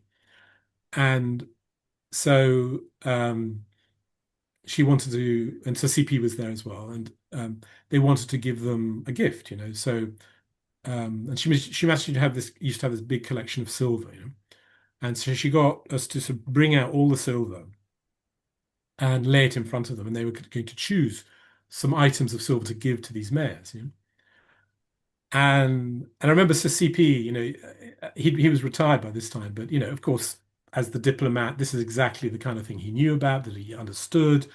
He was in his element, and so he was very much kind of taking charge, And this is, this would be the most appropriate for this mayor, and this would be the most appropriate for this mayor. And Mother obviously didn't agree with him, and but she never contradicted him. But she just kind of, very sweetly, suggested alternatives and just distracted him, or just, pampered him, or just was very, very sweetly just got him to change his mind and get him to give what she wanted to give to the mayors, And, but he never noticed. He never noticed. I mean, I noticed because I was just witnessing and just enjoying that play, And but he just never noticed. And there was this, it was such a sweet, there was such a sweetness there, and he would have done anything for her, Oh, And yes. So yeah, it was, but as far as we were concerned, there were Mariadas, you took your cue from Shri Mataji, and if she didn't give you a cue, you did nothing, and Yes. and it was her family, and she would manage them. And who understands what the Maya is of being the child or the husband or the grandchild of the Adi Shakti? Who knows? Who can understand that? Nobody. And But perhaps it's not for us. I mean, it's clear it's not for us. Hey, no. we Yeah, understand exactly. our relationship with Shri Mataji, as she made Exactly. abundantly clear. Yeah. Yeah. Yeah. Yeah. But she, I mean, I think also, I remember another story about with her granddaughters again when they were staying. This is They when were young, they were teenagers. they were teenagers, Yeah. yeah. Just one moment. Can you stop this photo sharing so we can have you on bigger screen, Okay, please? yeah. Thank you. And yeah, please continue. Yeah, Yeah. thank you. No, we had so I think it was all three of them, sorry. yeah, I think it was The the three girls. three Yeah. girls, yeah. Yeah, the three Sonu, girls. like, was it? Nupama, And Radna, and Sona. Sonu, Yeah, yeah. the three girls, yeah. And it was in the early days, so it was the Cabela was still quite a building site. And in those days, from Shri Mataji's bedroom, there was a staircase going up from the side of one little door on the side of her room, going upstairs to this small room, which subsequently became Shri Mataji CP's bathroom. And she had put the beds for her granddaughters in that room, which had a direct access to her bedroom. And just above that room was the kind of attic floor, which these days it's all completely refurbished and it's the family area, but in those days it was just a kind of a building site, And so I remember it was about 2 or 3 in the morning. Sandeep came and woke me up. He says, I need your help, And we went to Shri Mataji's room, and her granddaughters were there, and they'd been completely freaked out because they'd been sleeping upstairs, and it was a little bit kind of spooky because it was a little bit of a building site, and they'd heard some noises upstairs, and they were terrified, and they'd come downstairs and they wanted to sleep with Shri Mataji in Shri Mataji's bed, but there were 3 of them, there wasn't space for 3 of them. They did. They end up sleeping there every night, actually. Yeah. Well, yeah, they probably did. Top of Shri Mataji. But Shri Mataji asked. I remember bringing in beds for them, bringing these beds down from downstairs up into her room. This was 2 or 3 in the morning, and so that they could all sleep in her room. Although I think they did all end Yeah, up they sleeping ended up. in Shri Yeah. Mataji's bed. I remember like going in the morning for breakfast, and Shimaj would be like on the edge of the bed, and all three the granddaughters would be there, like taking up all the space, and she'd be like, yeah, like it was so sweet. But I remember, so Shri Mataji said to me, "Okay, can you go and check and see what's going up on the attic floor, and if there's anyone up there." So I went up and I checked, and there was absolutely nothing. It was just abandoned. As I say, it was a building site. There was no one up there. So I was going back down. And I was thinking, what do I say? Because if I say that there was no one up there, it's kind of more frightening. Because there's no one up there. They heard something, but there's no one up there. So what is it? And so, but if I say there was some people up there, I'm telling a lie, and I'm lying to the Adi Shakti. And but it'll definitely be more reassuring for the granddaughters, because it'll be something very clear. So I go back and she said, "What was it?" And I decided to tell the lie. So it's when I told the lie to the Adi Shakti, and I said, "Shri, oh, it's just a couple of the golden builders. I just told them to stop working and to go to bed." And I remember Shri Mataji knew exactly what I was doing. She knew, and she looked at me. She said, "Oh," it's kind of like she knew what I'd done, and she was, very happy with that. And I think, and and this is one of the things that I learned most from Shri Mataji was, what Natalie was talking earlier about her attentiveness to her and to as a young girl, just to put her at her ease, to make her feel good, um, and Shri Mataji was all about that, and being around her, you kind of learned that. Oh yeah. You learned how to do that better. I mean, I'm not saying any, and probably the worst person in the world for that kind of thing, but you learned how to do that better, how to have that. She talks about Sankoj, the Sri Ram, how he's just attentive to the feelings of the old hag, and it's nothing about the protocols. And it was that you learned when you were Sri Mataji. She's so attentive. Yeah, no, it's true. I mean, we were always amazed how sometimes we used to have plumbers come in who had to do work in Shamaji's apartments. This was years later, after the golden builders were no longer there, or even tradesmen, people who used to sell stuff, because Shamaji used to love buying off the TV channels as well. Really? Yeah, Yeah. jewelry, sheets, things for the kitchen. She used to love it, from catalogs, Reader's Digest, everything. Yeah. And so people used to come in person as well with their wares, or as I said, sometimes an electrician to sort out the Wi-Fi, or to put the satellite dish so they can watch the Hindi movies, and so I always remember she, would instruct us, make sure, you give them food, something to drink, look after them. And then she would remember when they came back another time, she'd remember exactly that guy really liked samosas, that guy really liked that food, and she remembered. I Yeah. mean, it's Attention to amazing. details. People, I remember there was one guy, she bought these objects on the side of the road. They were these ceramic things. She bought masses of yeah, stuff from the side of the road. So he was just a guy, a vendor on the side of the road. And then several years later, and but she didn't take them with him. He delivered them to the castle in person. in person. And then several years later, I think there was a puja, and she said, and she used to think about the puja gifts. She said, I know what, we'll buy loads of stuff for him that can be offered as a puja gift. And so I think Rosario went and found this guy somewhere, and he brought him back to the castle. And again, she remembered his name, and she remembered exactly what he liked, what he preferred, which of the food, and she made sure those were the things that were prepared for him when he came. And he was just a guy on the side of the street, and Yeah. it's just amazing. Look after your guests, look after everyone. Shower them with the same attention and love and care. Wow. Yeah. This is just amazing to have these insights into Shri Mataji's, uh, time when she was not being worshipped, when there were no pujas or a musical evening going on, isn't it? On a day-to-day basis, it's just beautiful how you're giving those lovely details, and for us to try and imbibe some of those qualities, hopefully by Mother's blessing in big measure for benefit of everybody, the humanity, hopefully. Mm. Tell us, I mean, you were only 18, Natalie, when Mataji Engaged me, yeah. engaged you, and you were only 22, 23 Three.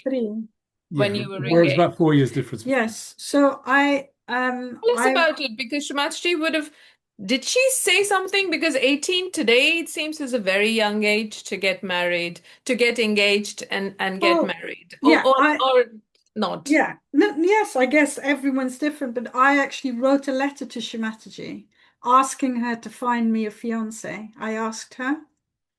Yeah, I wrote her a letter. I used to often write her letters from when I came to Sahaja. I used to often write letters about, how I felt and about Sahaja, and I just like to write letters to her. So I wrote a letter asking her, please, can you find me a fiance, please? And then the next thing I know, a week later, I think, 10 days later, the phone rings and, my mom answers the phone. And it's Dr. Bogdan, who's with Shri Mataji, and he's speaking to my mom. And he's saying, I'm here with Shri Mataji. And I can't remember, did he pass it to Shri Mataji? I can't remember now. No, sorry, I can't remember. But anyway, I think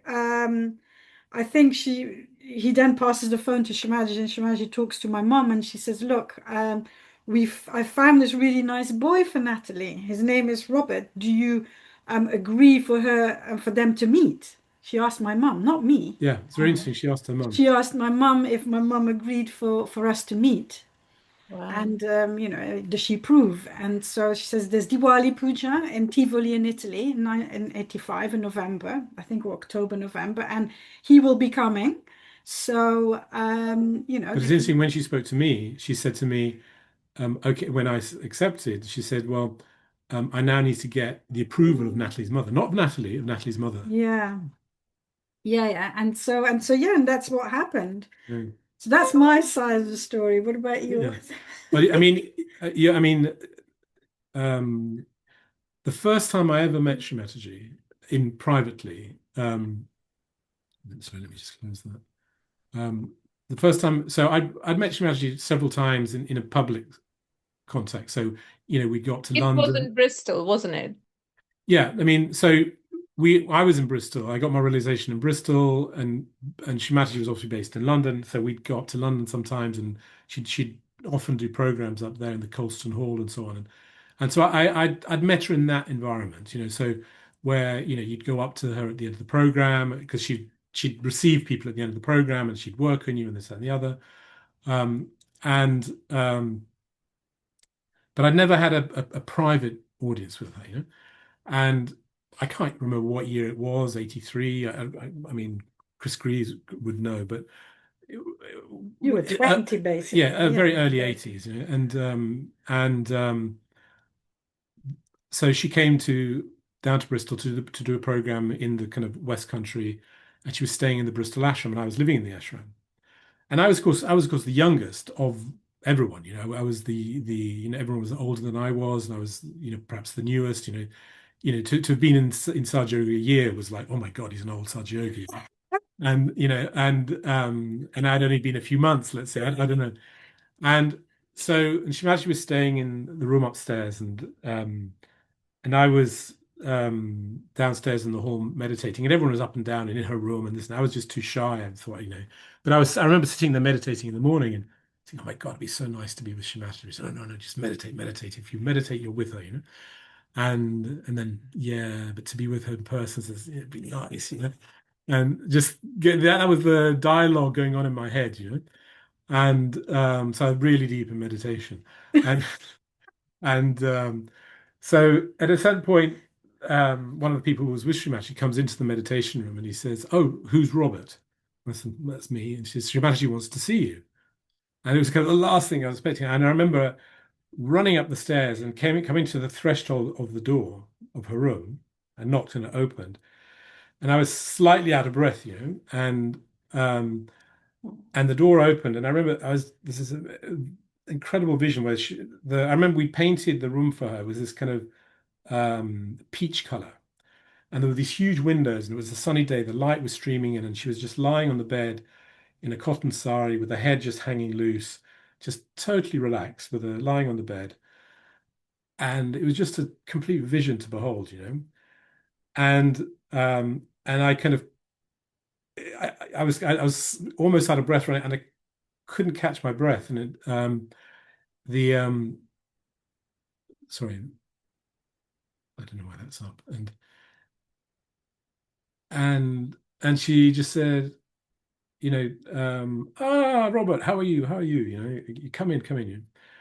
And um, and she starts talking to me about the most mundane things, what I was studying. She was really interested about the fact that I was doing languages, and she started talking all about languages, and talking about how all the sort of letters of the Sanskrit alphabet are related to the chakras, and she asked about my family. Just really very ordinary sort of conversation.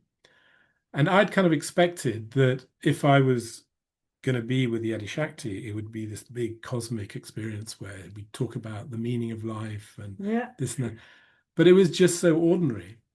But the experience, the inner experience of that was that as she was talking about all these things, she was touching every sore point, every wound, every part of you that needed comfort.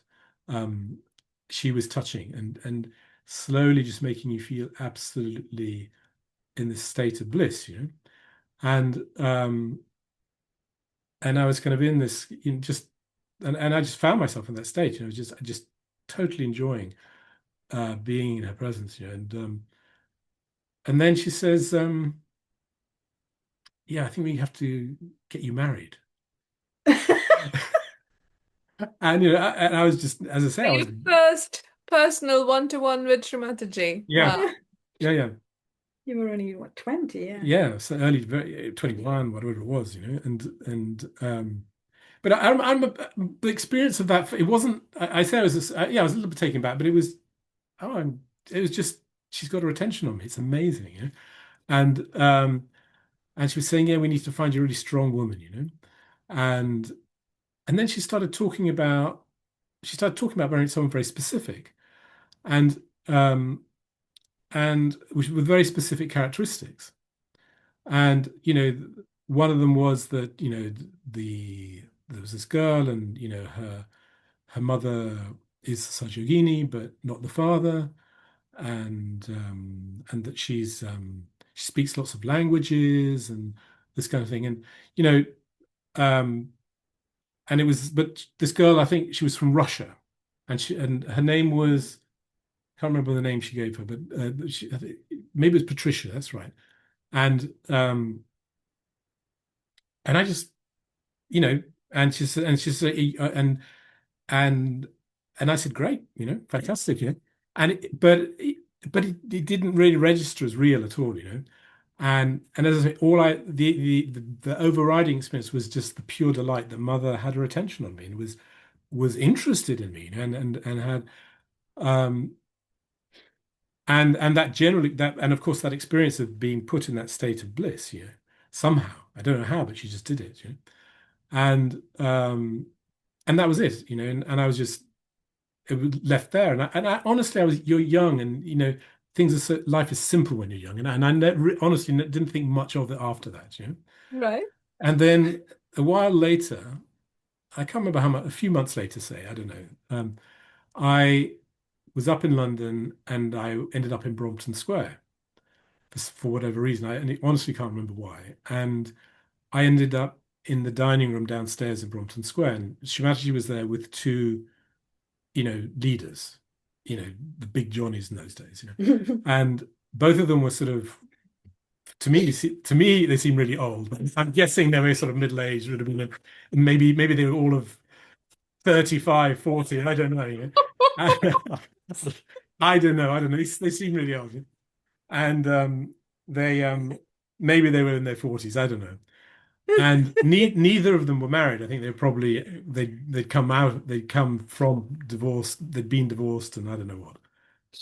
And so Shri Mataji was using me as her kind of accomplice to tease them.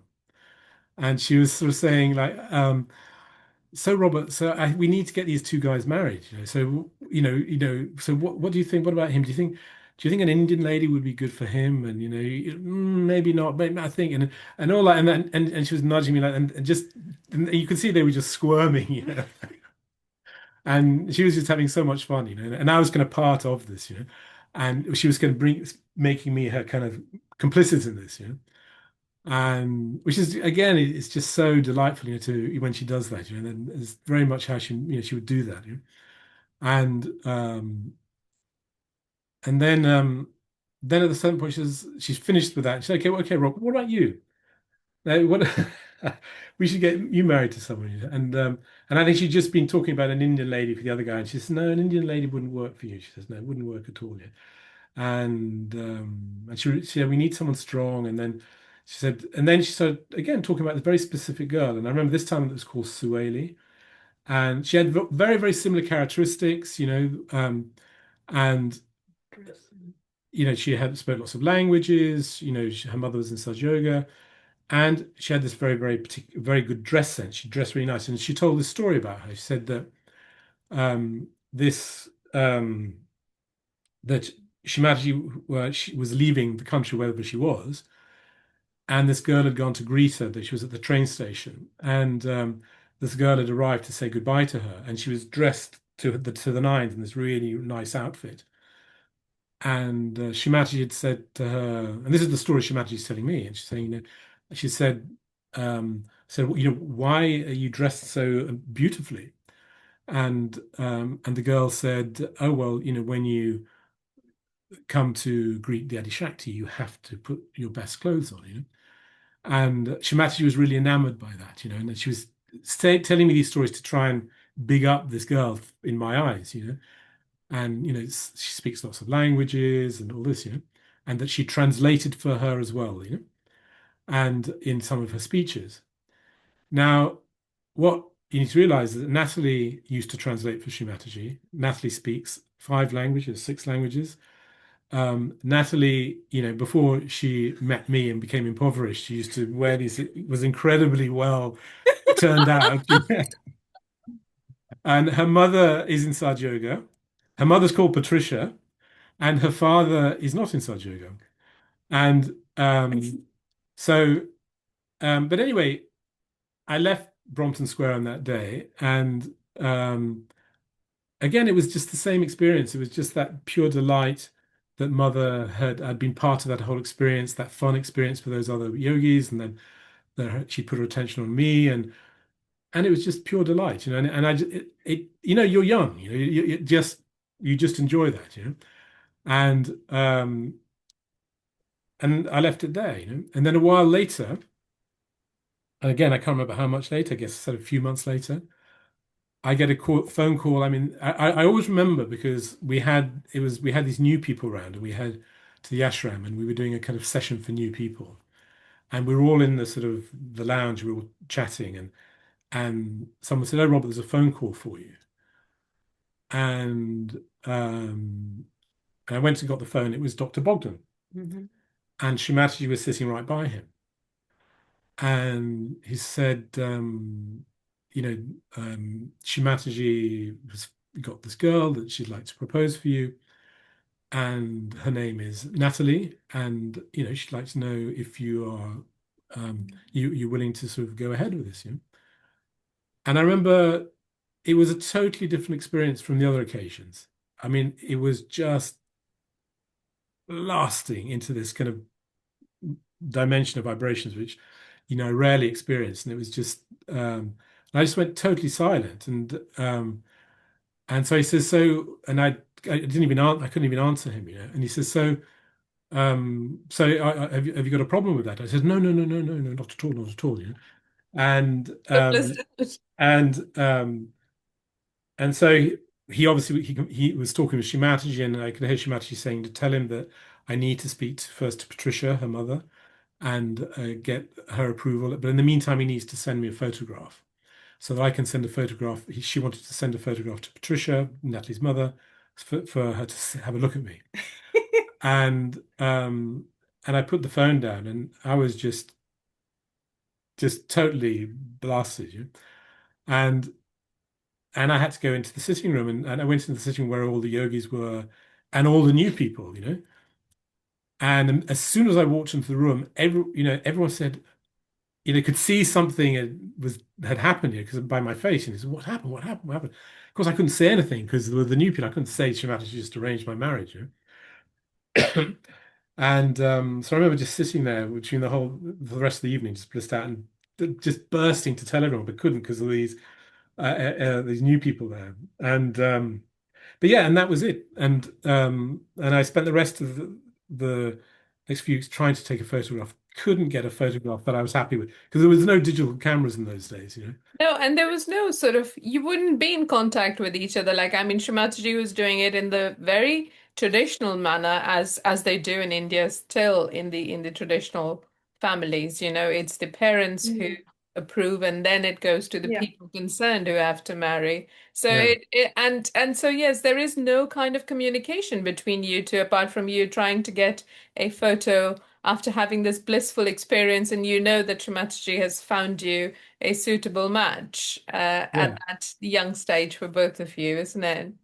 Yeah. And it was really nice. So when we then went to the puja, Diwali, and it was a Saturday, because the English, they arrived We all went late. over on the plane with Shri Mataji. Yeah, a plane full of English Sahajas with Shri Mataji on, I think, the Friday night or something. Yeah, and so there was a Saturday program, and so I arrived, and all these other yuvas started sort of gathering around me because they'd all heard about this, you know. And then he'd gone to the bathroom, and you came out of the bathroom, and you saw this group of people in a circle standing around someone. And I think, it was just masses of people, and then suddenly everyone went quiet. when they Then they saw me come, and the crowd kind of parted, and then I could see this girl, you know. And so we were going to push together, and everyone was like, and we had to have our first conversation with everyone listening in, you know. no privacy. And yeah. But yeah, I remember because you then took me to meet your mother, and it was this circular Hall, hall, you with know, these pillars, with these pillars around the edge, you know, Yeah. and your mother was sitting in the outer circle behind these pillars, you know, chair, on a chair, Yeah. And so we met your mother and said hello, etc., etc. And as I was talking with you and your mother, Shri Mataji arrived, and she came up onto the stage, and so I said to Natalie, well, let's go and sit in the front, you know, Or in the middle at or in the least. middle at least. Not behind the pillar, yeah. Yeah. So So we can see mother, yeah. and so I grabbed Natalie. We were working our way to the front where you could sit on the ground in the front. And just as we were doing this, everyone went down and did namaskar to Shri Mataji, you know. And we were left there just standing. The only ones. And she said, so you found each other, you know. Yeah. And so she just gave her a blessing then, you know, and it was just so nice, you know. Yeah. And Beautiful. yeah. So it was very kind of magical, the whole thing. Yeah. Yeah. Gosh, one can just feel the joy and the bliss of the moment. I mean, there's Shri Mataji's there, and yeah, you two, just blessing you both and the collective. It's just amazing, and your mom's there, Natalie, a very special occasion, isn't it? And it's really nice to know this because I mean the Yuvas these days they're going through a lot, isn't it? I mean, Yeah. just out by themselves and the uni surrounded by a lot of things that are adharmic and not Unwanted attention as well. very much Yeah. so. I think that's it's really important. I think Yeah. the reason she actually engaged us, what she told us was she said it gives you a protection. So Yeah. when she was very clear that when you're engaged, you must keep a very kind of balanced dharmic kind of relationship, Obviously, yeah. and the and there were, there was at least one couple who, because several people were engaged at the time, and she did dissolve at least one, I remember. She swapped some as well. Yeah, and she swapped some, Yeah, and then one she kind of just dissolved because they'd got kind of too romantic about it. Uh-huh. And she said, I'm engaging you just to protect you, And in fact, my experience for me, it was incredible because obviously as a young guy at university, you're constantly in that environment of boyfriend, girlfriend, and so on. And so suddenly I was able to say, "Oh, I've got my girlfriend." Yeah, And exactly. Leave me alone. leave me alone. I've got my girlfriend. Exactly. So you never that it really was a protection. Yeah. And Yeah. and also in terms of just your own attention, you don't have to think about that. It's done. It's organized. Yeah. It's sorted. It's sorted. Yeah. And even though, she never said when we would get married. In fact, you never even thought about that. It was just, okay, we're engaged. And when the time's right, she'll tell us, and she did. I And mean, we would meet up sometimes, obviously, at pujas, we'd meet and speak and I'd go and visit you. You came to visit me, to get to know each other, obviously. but in a very, like, yeah. your mother would, Yeah. I'd go and visit you in your house, but your Yeah. parents were there. It was all Exactly. very kind of, Yeah. had to be done very kind of Correctly. correctly, yeah. And yeah, and I remember, because there was always this thing that it could always be that this feeling that you could be, because you did swap a couple of couples at the last minute. There was this feeling that Oh my God, I was terrified. So in the marriages, when you had that, like him, you had that sheet, you were looking at the feet, I recognized. Do I recognize the guy?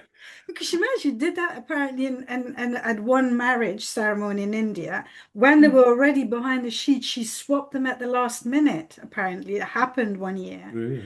So we all heard this story. So I was terrified.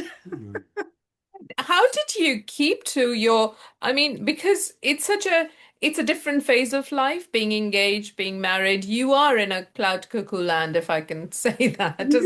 How did you keep to your Sahaj meditations and public programs and things? I mean, basically because Shri Mataji was there and so that helped, or what was it like?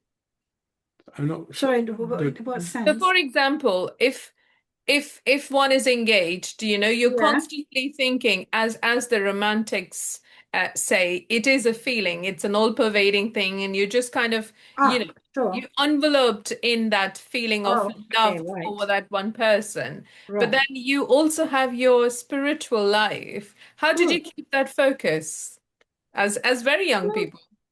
I mean, it wasn't. I mean, Didn't even I occur to you. think it's very different from. But we liked each other, as in we got on. We got on well. I mean, in that sense. But we knew that. that a relationship is something you develop over many, many, many years, and marriage, you kind of the love and the respect that you have in a marriage is something that develops, matures, and changes over the years, and it's not.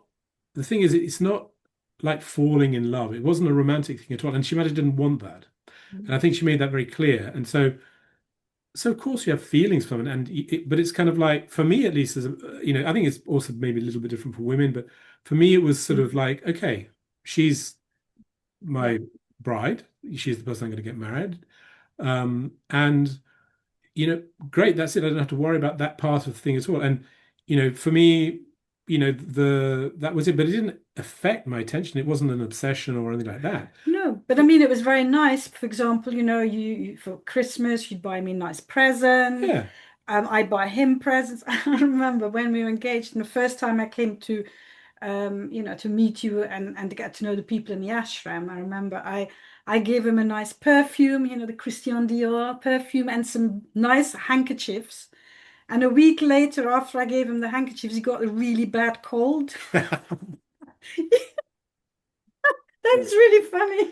But it teaches. I think I think also when you're young, like especially as a man, I think, as a young man, you're totally self-absorbed. I mean, it's just about you, so your life. You don't think about anyone else. You never have had to, and and I think it's a problem for many. I would imagine for many young yogis today, where they get married and the next day they're expected to live with somebody, and they're suddenly meant to be attentive to this other person, and they've had no training in that at all. And and I was no different, and so, but by being engaged, suddenly you're being forced to think about this other person. You think, oh God, she's giving me a gift, I'd better give her a gift as well, and because as a young man you don't think in that way.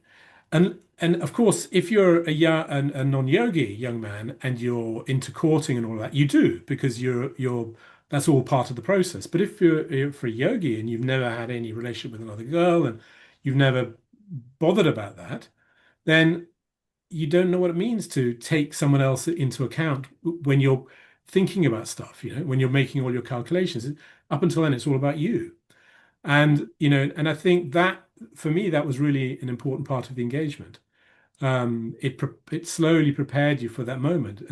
And I think sometimes I imagine, I don't know, because I imagine it's quite a shock for young men who just suddenly find themselves married, and the women who have to then put up with that. Because women are different. Women are different. True, women are Yes, different. yeah. True. And It's so really natural for us. So I think in that sense it was kind of, it was training. It was a training ground for getting married. So I mean, for me it was everything was very natural. It was like, okay, when she said, mother engaged us, there was nothing shocking about it. Yeah, fine. And then when It just felt so right. When she said, okay, now get married, it was, okay, that's right. Well, I'm ready for that now. It was just very, very natural. And so, but when you're young, that's the beauty of doing things when you're young is everything is simple. And it's just straightforward and it's no complications. Well, I remember Shimaji asking me when we were still engaged, if have you met his family, and what did they ask you any questions? What did you say? And so I was saying, yeah, they're very nice people, a very nice family. I said, and I told him it was love at first sight.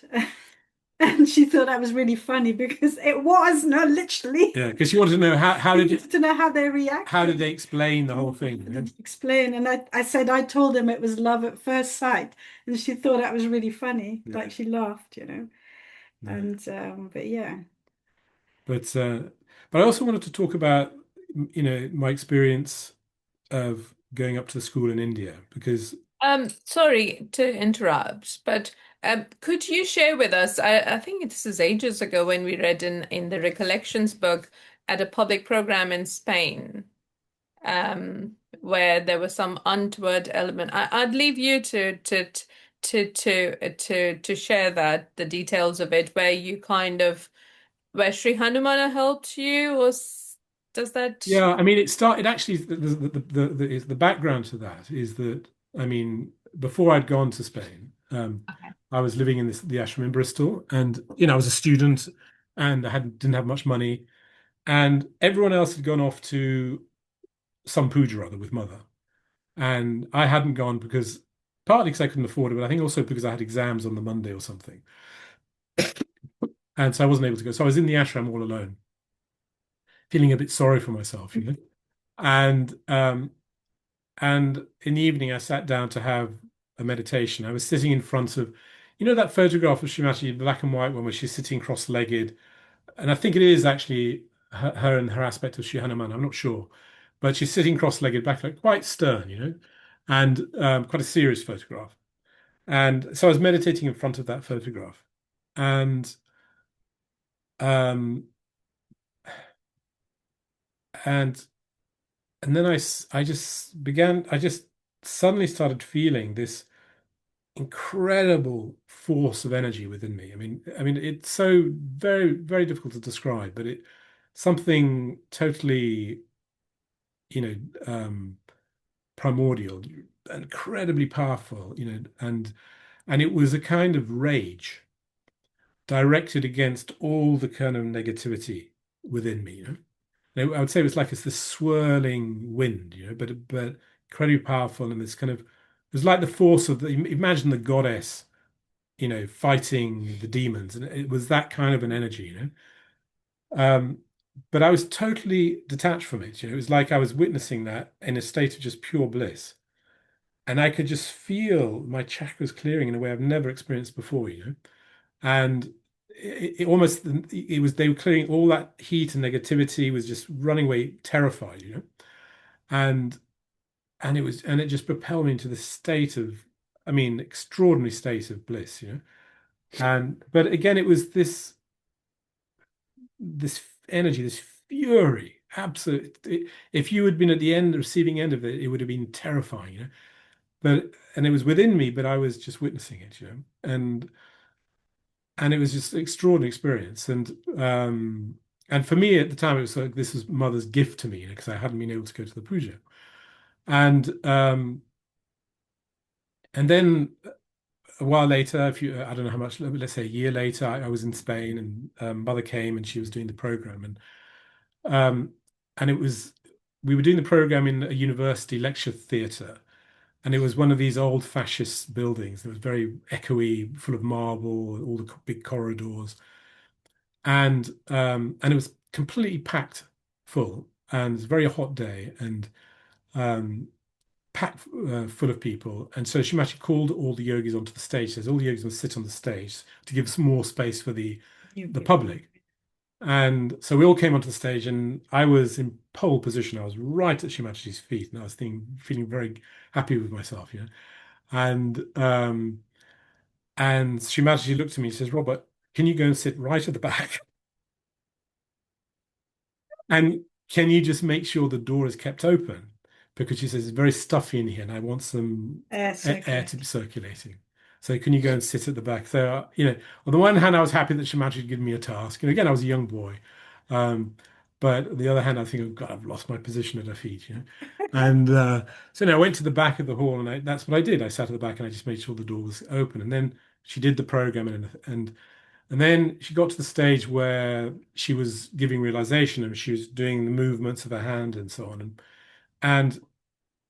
And outside there were these kind of young people, kind of yobs basically, and this group of them, and they were making quite a lot of noise. And and I was saying it was very echoey, and Shri Mataji wanted the doors kept open. And so they could peek in, and they could see what Shri Mataji was doing, these gestures. They were kind of mimicking her gestures, and just being generally stupid. And I just had this experience again, this same experience, this energy, this divine fury, which I was totally detached from. There was no real. I wasn't angry in any way at all, but I felt this, and I didn't know what I was going to do. I just stood up and I started walking towards these people, and I suppose I was going to tell them something. And as I walked towards them, they just took one look at me, and they scarpered. They ran away. So I don't know what they saw, whether they saw Sri Hanumana, whether they saw what, but whatever they saw, they were frightened. They just ran away. And so yeah, that's that experience. Yeah. Oh, great. Thanks for sharing again. Yes, please continue. When Shri Mataji asked you to go to Dharamshala school?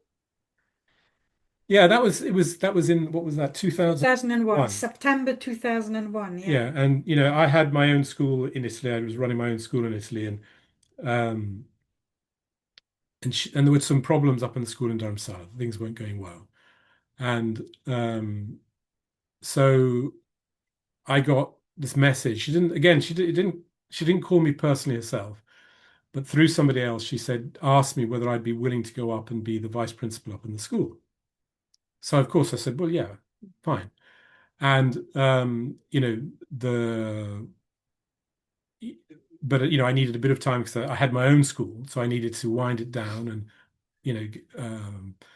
which took a couple of months. And in those couple of months, everyone was saying to me, you must go to Shri Mataji and ask her what exactly she wants you to do, because everyone knew there were problems up there. Everyone knew she was sending me up there because there were those problems. But what was I actually meant to do?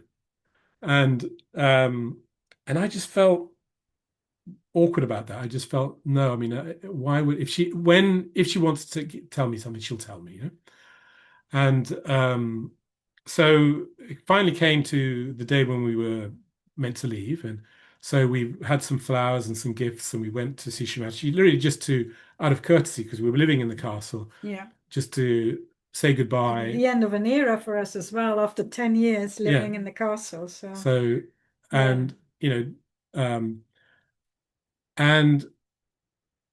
and I remember before we went in, you must start remember to ask her, right? And I just didn't want to ask her, and I just felt it wasn't right. And she just started talking about the principal of the school, who was a lady called Miss Deshpande, who was I think she's Maharashtra. Yeah, from Pune. From Pune. Yeah.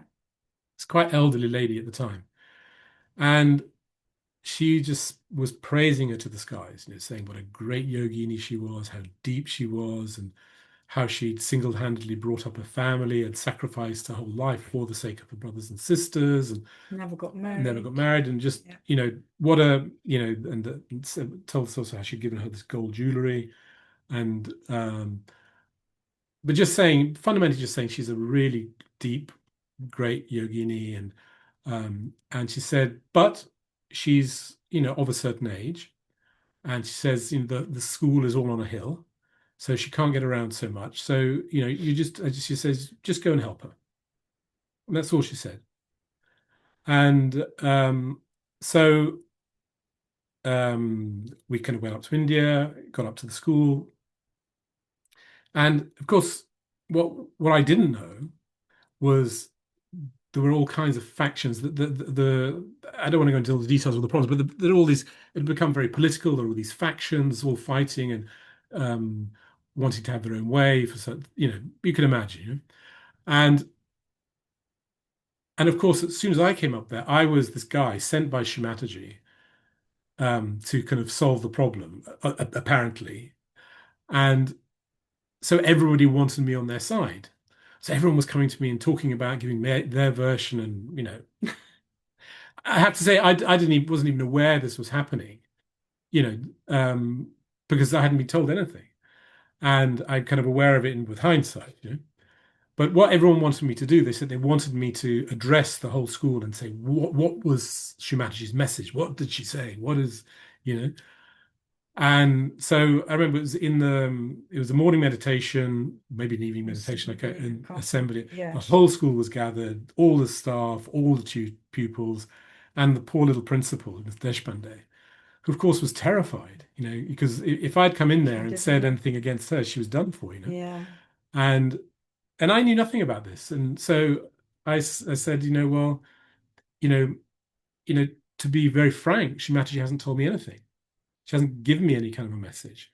And all I can say is that, she spoke to me about the principal, and I said everything that she told me about the principal, what a great yogini was, how deep she was, and so on and so forth, and that I'm here to help her. And that's all I can say, And I could just see visibly the principal just kind of melt with relief, but what that meant was that sowed the seed of a really strong bond and a really good relationship, which we needed for things to work.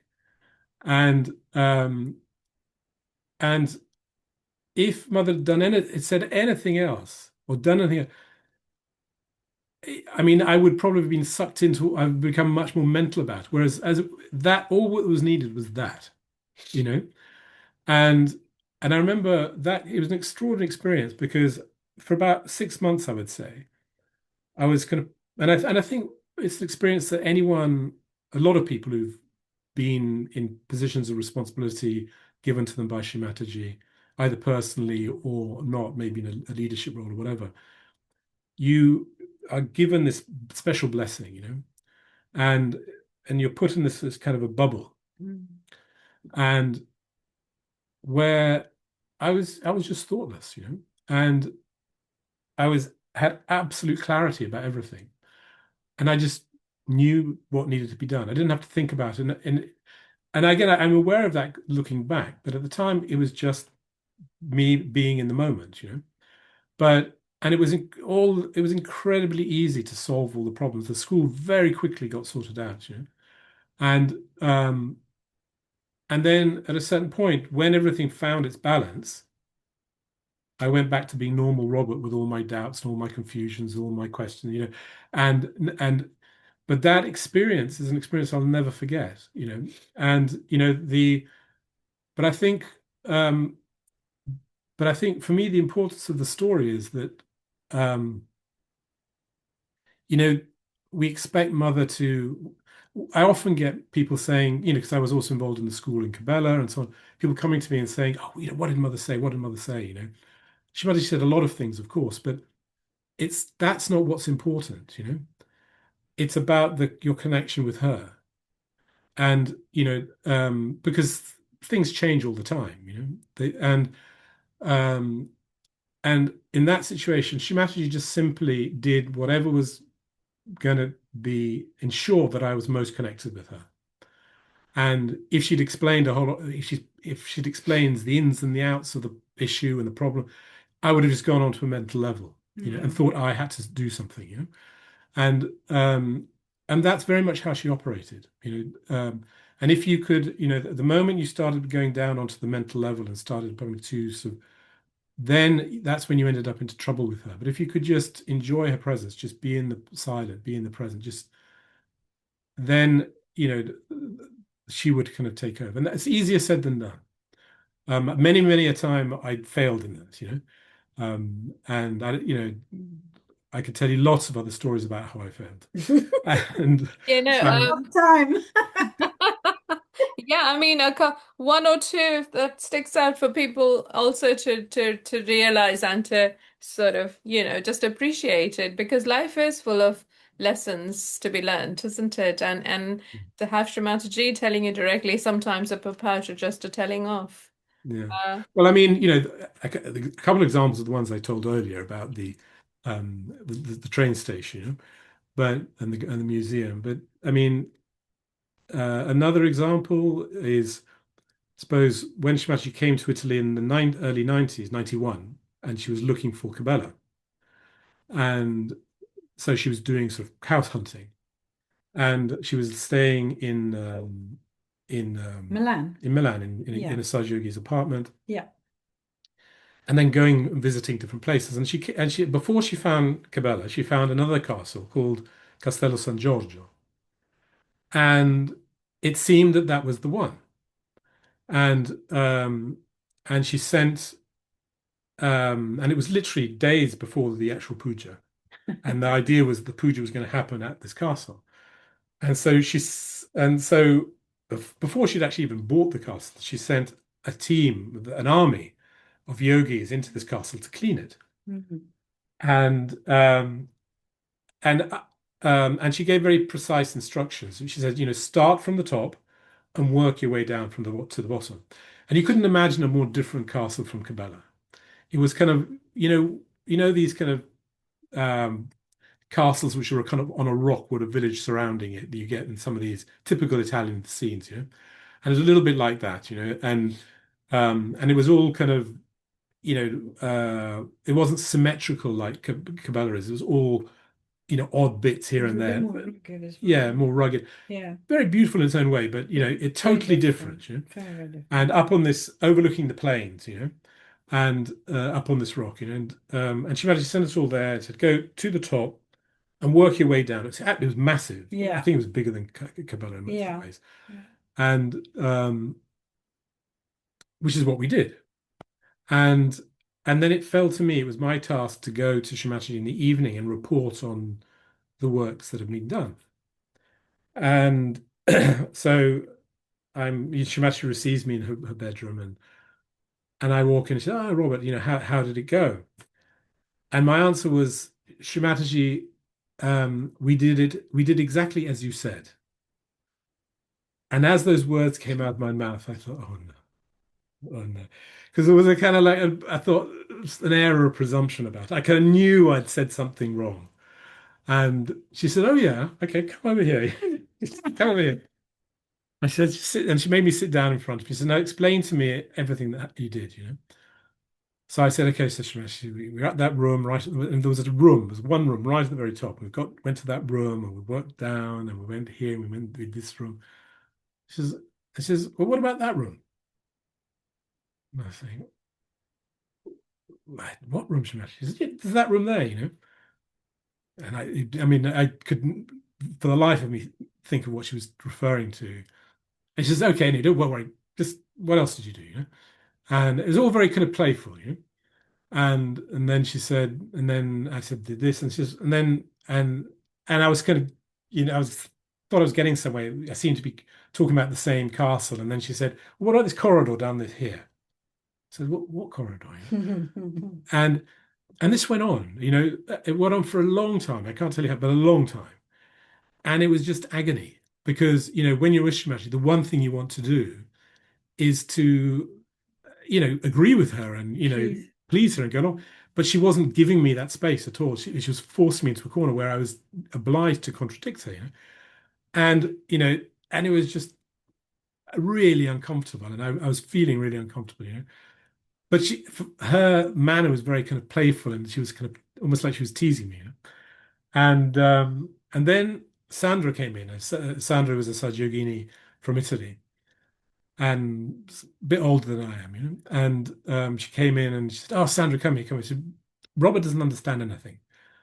Explain to him how this castle is, you know." And so Sandra starts explaining everything exactly how I'd explained it. And so she went, "You see, Robert, she understands. So she understands, you know." So you know, and then Sandra she had some business with Shri Mataji, I can't remember what, and she left, and I was left in the room again. I said, "Okay, Robert, let's start from the beginning again," you know. And so we started from the beginning again, and it was exactly the same. What about this room? What about that corridor? What about? And it was just torture, you know. And I honestly can't remember when it ended up, but it seemed to just go on for hours. And but I would say it took me 2 years to recover. It was almost like it turned me inside out, you know, and it sort of triggered a whole process of introspection about my whole approach to Sahaja Yoga. I mean, I was very, very active in Sahaja Yoga at the time, very, very kind of, you know, much at the forefront, you know, doing lots of programs as part of a young group of people doing lots of things. And it just through that, and, you know, I was really, you know, in the center of things, really enjoying everything, just through everything. It took me a long time to come out of that and rediscover myself, you know, and rediscover a different way of approaching Sahaja Yoga, you know. And it was like she'd given me this papach, you know. And, you know, and I think for everyone it's different, you know, she does it in different ways, but for me that's how she did it, you know. And but, you know, you have that name of Krishna, you know, the one who has the mastery of the trick of the technique, you know. You remember Shri Mataji gave that talk, yeah. And it's like that. That was, for me, that was the example of that, where it was not just the master, but it's the trick that the master had just to, you know, get you to start that process of growth, you know. And, you know, who else would ever do anything in that way, you know? Only the Satguru, you know. And so, yeah, that's, you know, so many, many occasions when I've fallen flat in my face, you know, but equally many, many occasions when it's just been pure heaven, you know. Absolute bliss, and to have that, well, you know, blessings of lifetimes to spend that time with Shri Mataji in her physical form, and also to have that connection which is eternal, and to keep it going and to share that with everyone else. Well, I'll say there's two things. I mean, like, one is, so there's the introspective side of things where, so remember I was telling you the story about, you know, Shri Mataji rearranging the Prado, and she turning to me saying, "Oh, you're really hard nut to crack." And I said that stayed with me for a long time. And actually only quite recently, I kind of have got a different insight into that comment, you know.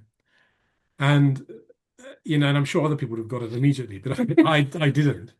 And it was that, and while she was laughed at it and made it into a joke, that comment, what she was saying is, I didn't rearrange things. That wasn't the problem. the problem is that you weren't listening to me. And, you know, and by my retelling the story in that way, you know, and saying, "Oh, Shri Mataji, you're the divine architect," it was not acknowledging actually the issue, the real issue, which was that I wasn't actually listening. And, you know, I wasn't connected in that way. I wasn't in that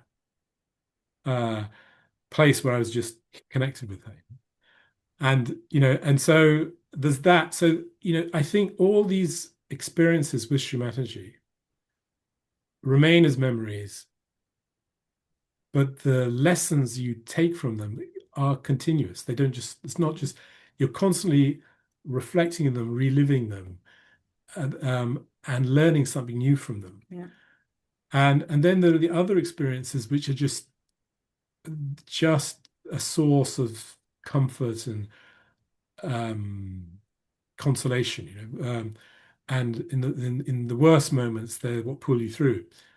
You know, so I remember I would say one of the most beautiful memories I have of Shri Mataji is, again, we were in Cabela, and it was in the morning, and it was a period when I was serving, looking after her. And, you know, Which year would that be, roughly? I think it may have been after we came back from India. I honestly can't. Oh, so 2006, No, 2007. no, because Alga was there, so it would have been before. No. It would have been before, in the 90s. 90s, yeah. And so yes, it would not. And, you know, different people would take it in turns to be the person who was serving Shri Mataji, because We had we to all go to work. had jobs, and you'd have to take holidays. Yeah. So it was kind of my turn, sort of thing. And and it was in the morning. It was a beautiful sunny morning, and Shri Mataji had had a bath, and she came out into the big hall in Cabela, and we put one of the dining room chairs in front of, you know, those big windows looking out into the valley, and the sun was sort of streaming in, and she sat down on one of these chairs to dry her hair. So she put her hair on the back of the chair to be dried by the sun, and she was just sitting there, and we put on some beautiful classical music, Indian classical music, for her to listen to. She was just totally relaxed, completely prasanna, you know. And she asked me to massage her feet.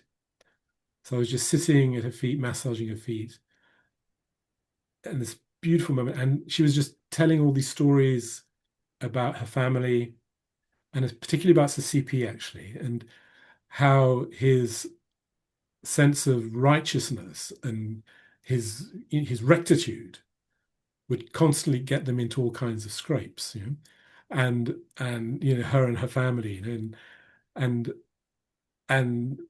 I can't even remember them, and you know, but they were hilarious, the stories, you know. And she was just telling me these things like I was just another member of her family, you know? And just sitting there massaging her feet, 10 minutes, half an hour, I don't know how long it was, but it was just the most beautiful experience, you know. And it's one of the places I go to when I just need to sort of re-energize myself, you know.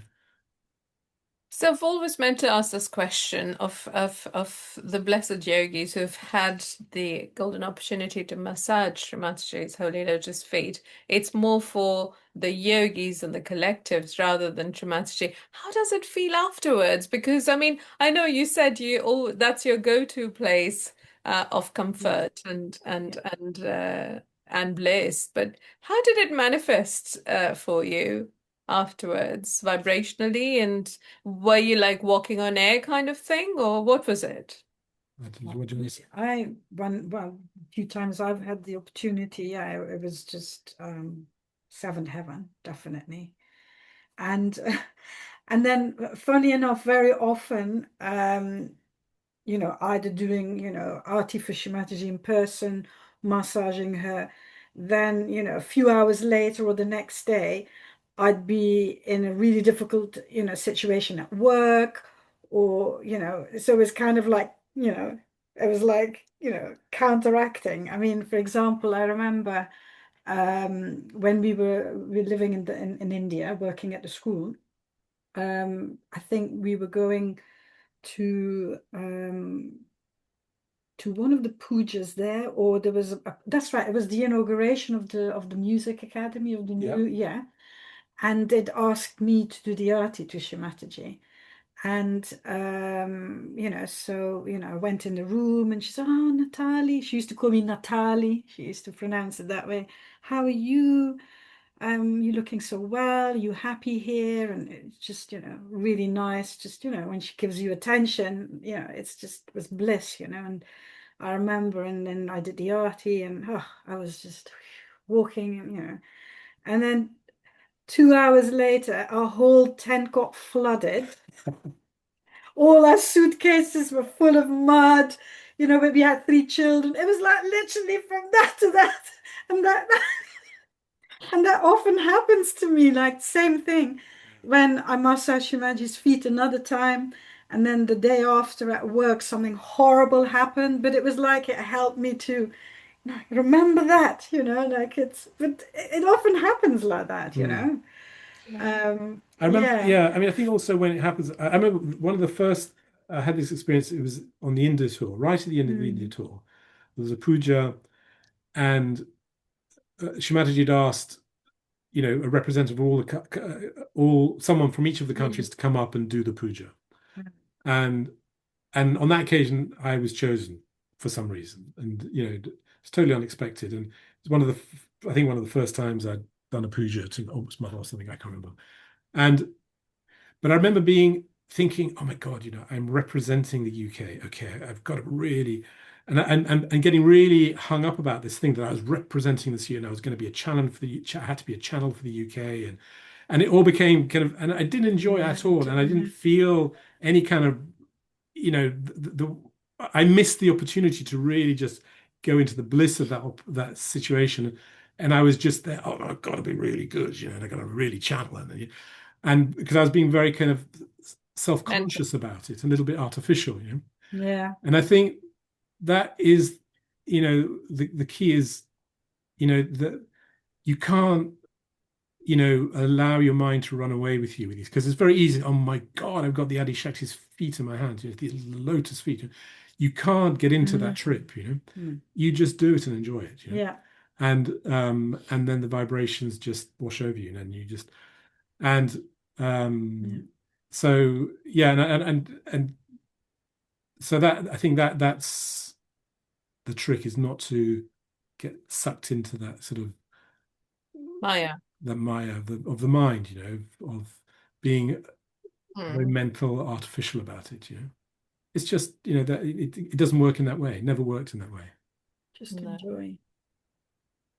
But that's fantastic. I mean, to see your journey from people in their teens, young 20s, to being matched and married by Shri Mataji, doing various tasks, and by the way, in India, because we spent a few years in Dharamshala school, they still remember you fondly, and this is like 10 years, 11 years ago. So yes, it's We nice enjoyed it very see much. that instrument. So yeah, what would you advise? I mean, there's lots of stories. I'm sure we'll have to meet up again, and we will hopefully, by Mother's Grace, for another session like that. But to conclude this session, is there anything you'd like to say for the young people watching today and in times to come from what you've gleaned through the course of your journey, inside and out with Shri Mataji, both you, Nathalie and Robert? I would say that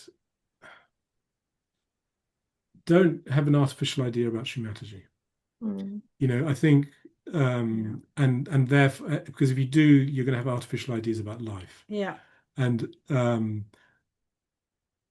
she was totally spontaneous, natural, loving, kind, and her response was always appropriate to the moment, and totally, and how can I say, she got involved in life, she engaged with life, she enjoyed life, and she took joy from life, and the And I That's think true. she's not just this person who's on a screen giving a lecture. She's not Yeah. just, and the, Do you know, you remember that time, the very first year we moved into the castle, in fact, we moved in literally a week or so before she went to India for the winter months. And I remember we were all standing on the bridge, saying goodbye. And we were all hoping, or we all thought she was going to say something or give us some advice or say something. All she said, I always remember, like, she said, have fun. Make sure you have fun and enjoy yourselves. yeah, No, really, like, that's all she said. yeah. I mean, it's yeah, Yeah, it's really and her and so, her life was an example of Sahaj behavior, how to be Sahaj. Yeah? Yeah. And it was just totally natural. There's nothing artificial. There's Mm. no, there was no role she was playing. Yeah, and I don't know. It's very difficult to put into words, but I hope through what we've been saying, we'll be able to convey the sense of this multifaceted personality, and that that life is faceted. And Black and I mean, there's a story we can't tell, but yeah. but Yeah. with you and your mother, about but where she was talking, fundamentally there were these men talking about women and saying, oh yes, women's good for, they have to be a certain way for childbirth and this and that. A mother coming up with a comment you would totally not expect, which totally Yeah. just Yeah. decimated that very kind of Concept. Yeah. macho, misogynistic attitude towards women, and just totally embarrassed those men, but said something which was embarrassing to them, but which made the women in the room completely complicit, and it was a totally hilarious joke. Can't say it, but because it was, Yeah. it's not appropriate. But um, Yeah. that was you with you and your mother. Yeah. That was just In the hilarious. car. Yeah. So Yeah. it's she was unexpected in everything she would say and do. No, it's true. Like when we were engaged, just literally a few months before we got married, I was looking after her in Belgium, and I had these really bad hiccups, and I couldn't stop. And she said, "Well, you know what they say about hiccups, don't you?" And I said, "No, Shima." She said, "When you have hiccups, it's because someone is thinking of you. Must be Robert, like, so nice and sweet, and and Yeah. then another time she I asked mean, me, okay, if I can, I mean, yeah, in that, like, because it's sort of, I hear stories of young couples, today, and they get hung up on the role they have to play. I have to be a Shakti. I have to be a man. There's a man's just role and there's a woman's role and there's a this and I can't be too attached. I have to be this yogi. I have to be a guru. But and God, no, just be natural. yeah. And there's no right or wrong way. And and that's just typical. Life is fun. It's enjoy. You got a hiccup. Robert's thinking of you. It's just a nice thing. Enjoy that. absolutely. And sorry, you No, and in that same time that I was looking after, few months before I got married, um, she was also saying, she said, "Oh, do you know how to cook? Oh, you're going to go to Italy, I recommend, you learn from this yogini. She's a great cook. Italian food's really nice. It's really simple, but really tasty. You'll enjoy it." And then she asked me, she said, "Do you drive? Do you have your driving license?" And I was like, I thought, oh, I didn't expect that question. I said, "Yes, Shimaji, I do." And it's okay, good, good. Now, when we got married and I joined him in the ashram, I was the only one that drove and the only one with a car. So obviously she knew. and without that we would have been done Yeah, for. exactly. And I was always driving yogis everywhere, picking them up from the station. So again, like, very pragmatic. Very pragmatic. Absolutely. Very pragmatic. Yeah. I mean, I remember when I was up at the school, um, at a certain point, it was the Shiratri Puja. It was the beginning of the new year. We'd been there for 2 years, hadn't we, or something? Yeah, almost. Yeah. And it was the Shiratri Puja, and I was called up onto the stage because it was the time when all the kids were coming to go back up to the school, and In Pune it was. in Pune, Yeah. and she called me, and she called the principal of the school, Ms. Deshpande, and she was said to me, she was asking me if I would go to Australia and help. She had this project with a university in Australia. She was asking me if I'd help out with this project, and the principal was saying to Shri Mataji, "Oh no, Shri Mataji," and I think she was trying to be nice, and she was trying, and she was being also genuinely saying, no, no, he's been so helpful to me at the school, and he's been such a big help, please let him stay, and so on and so forth, And I was really surprised by Shri Mataji's reaction. She turned to Mr. Deshpande quite sternly, and she said, "No, don't be selfish. He's done his bit up in the school. He has a family, and he has to now go and look after his family. He has to work in order to look after his family. Because obviously, up at the school, we weren't earning anything. But it always struck me, how she was very firm with her and says, no, no, don't be. But it was about. But she's thinking about in a very pragmatic way. Okay, he's been up there, he's done his bit there. But he's got a young family, and he has to, at a certain point, look after them and provide for them. He can't just be up at the school, being a volunteer for forever. And so very, very pragmatic, in everything. Yeah. So which Shivratri Puja would that be? 2003.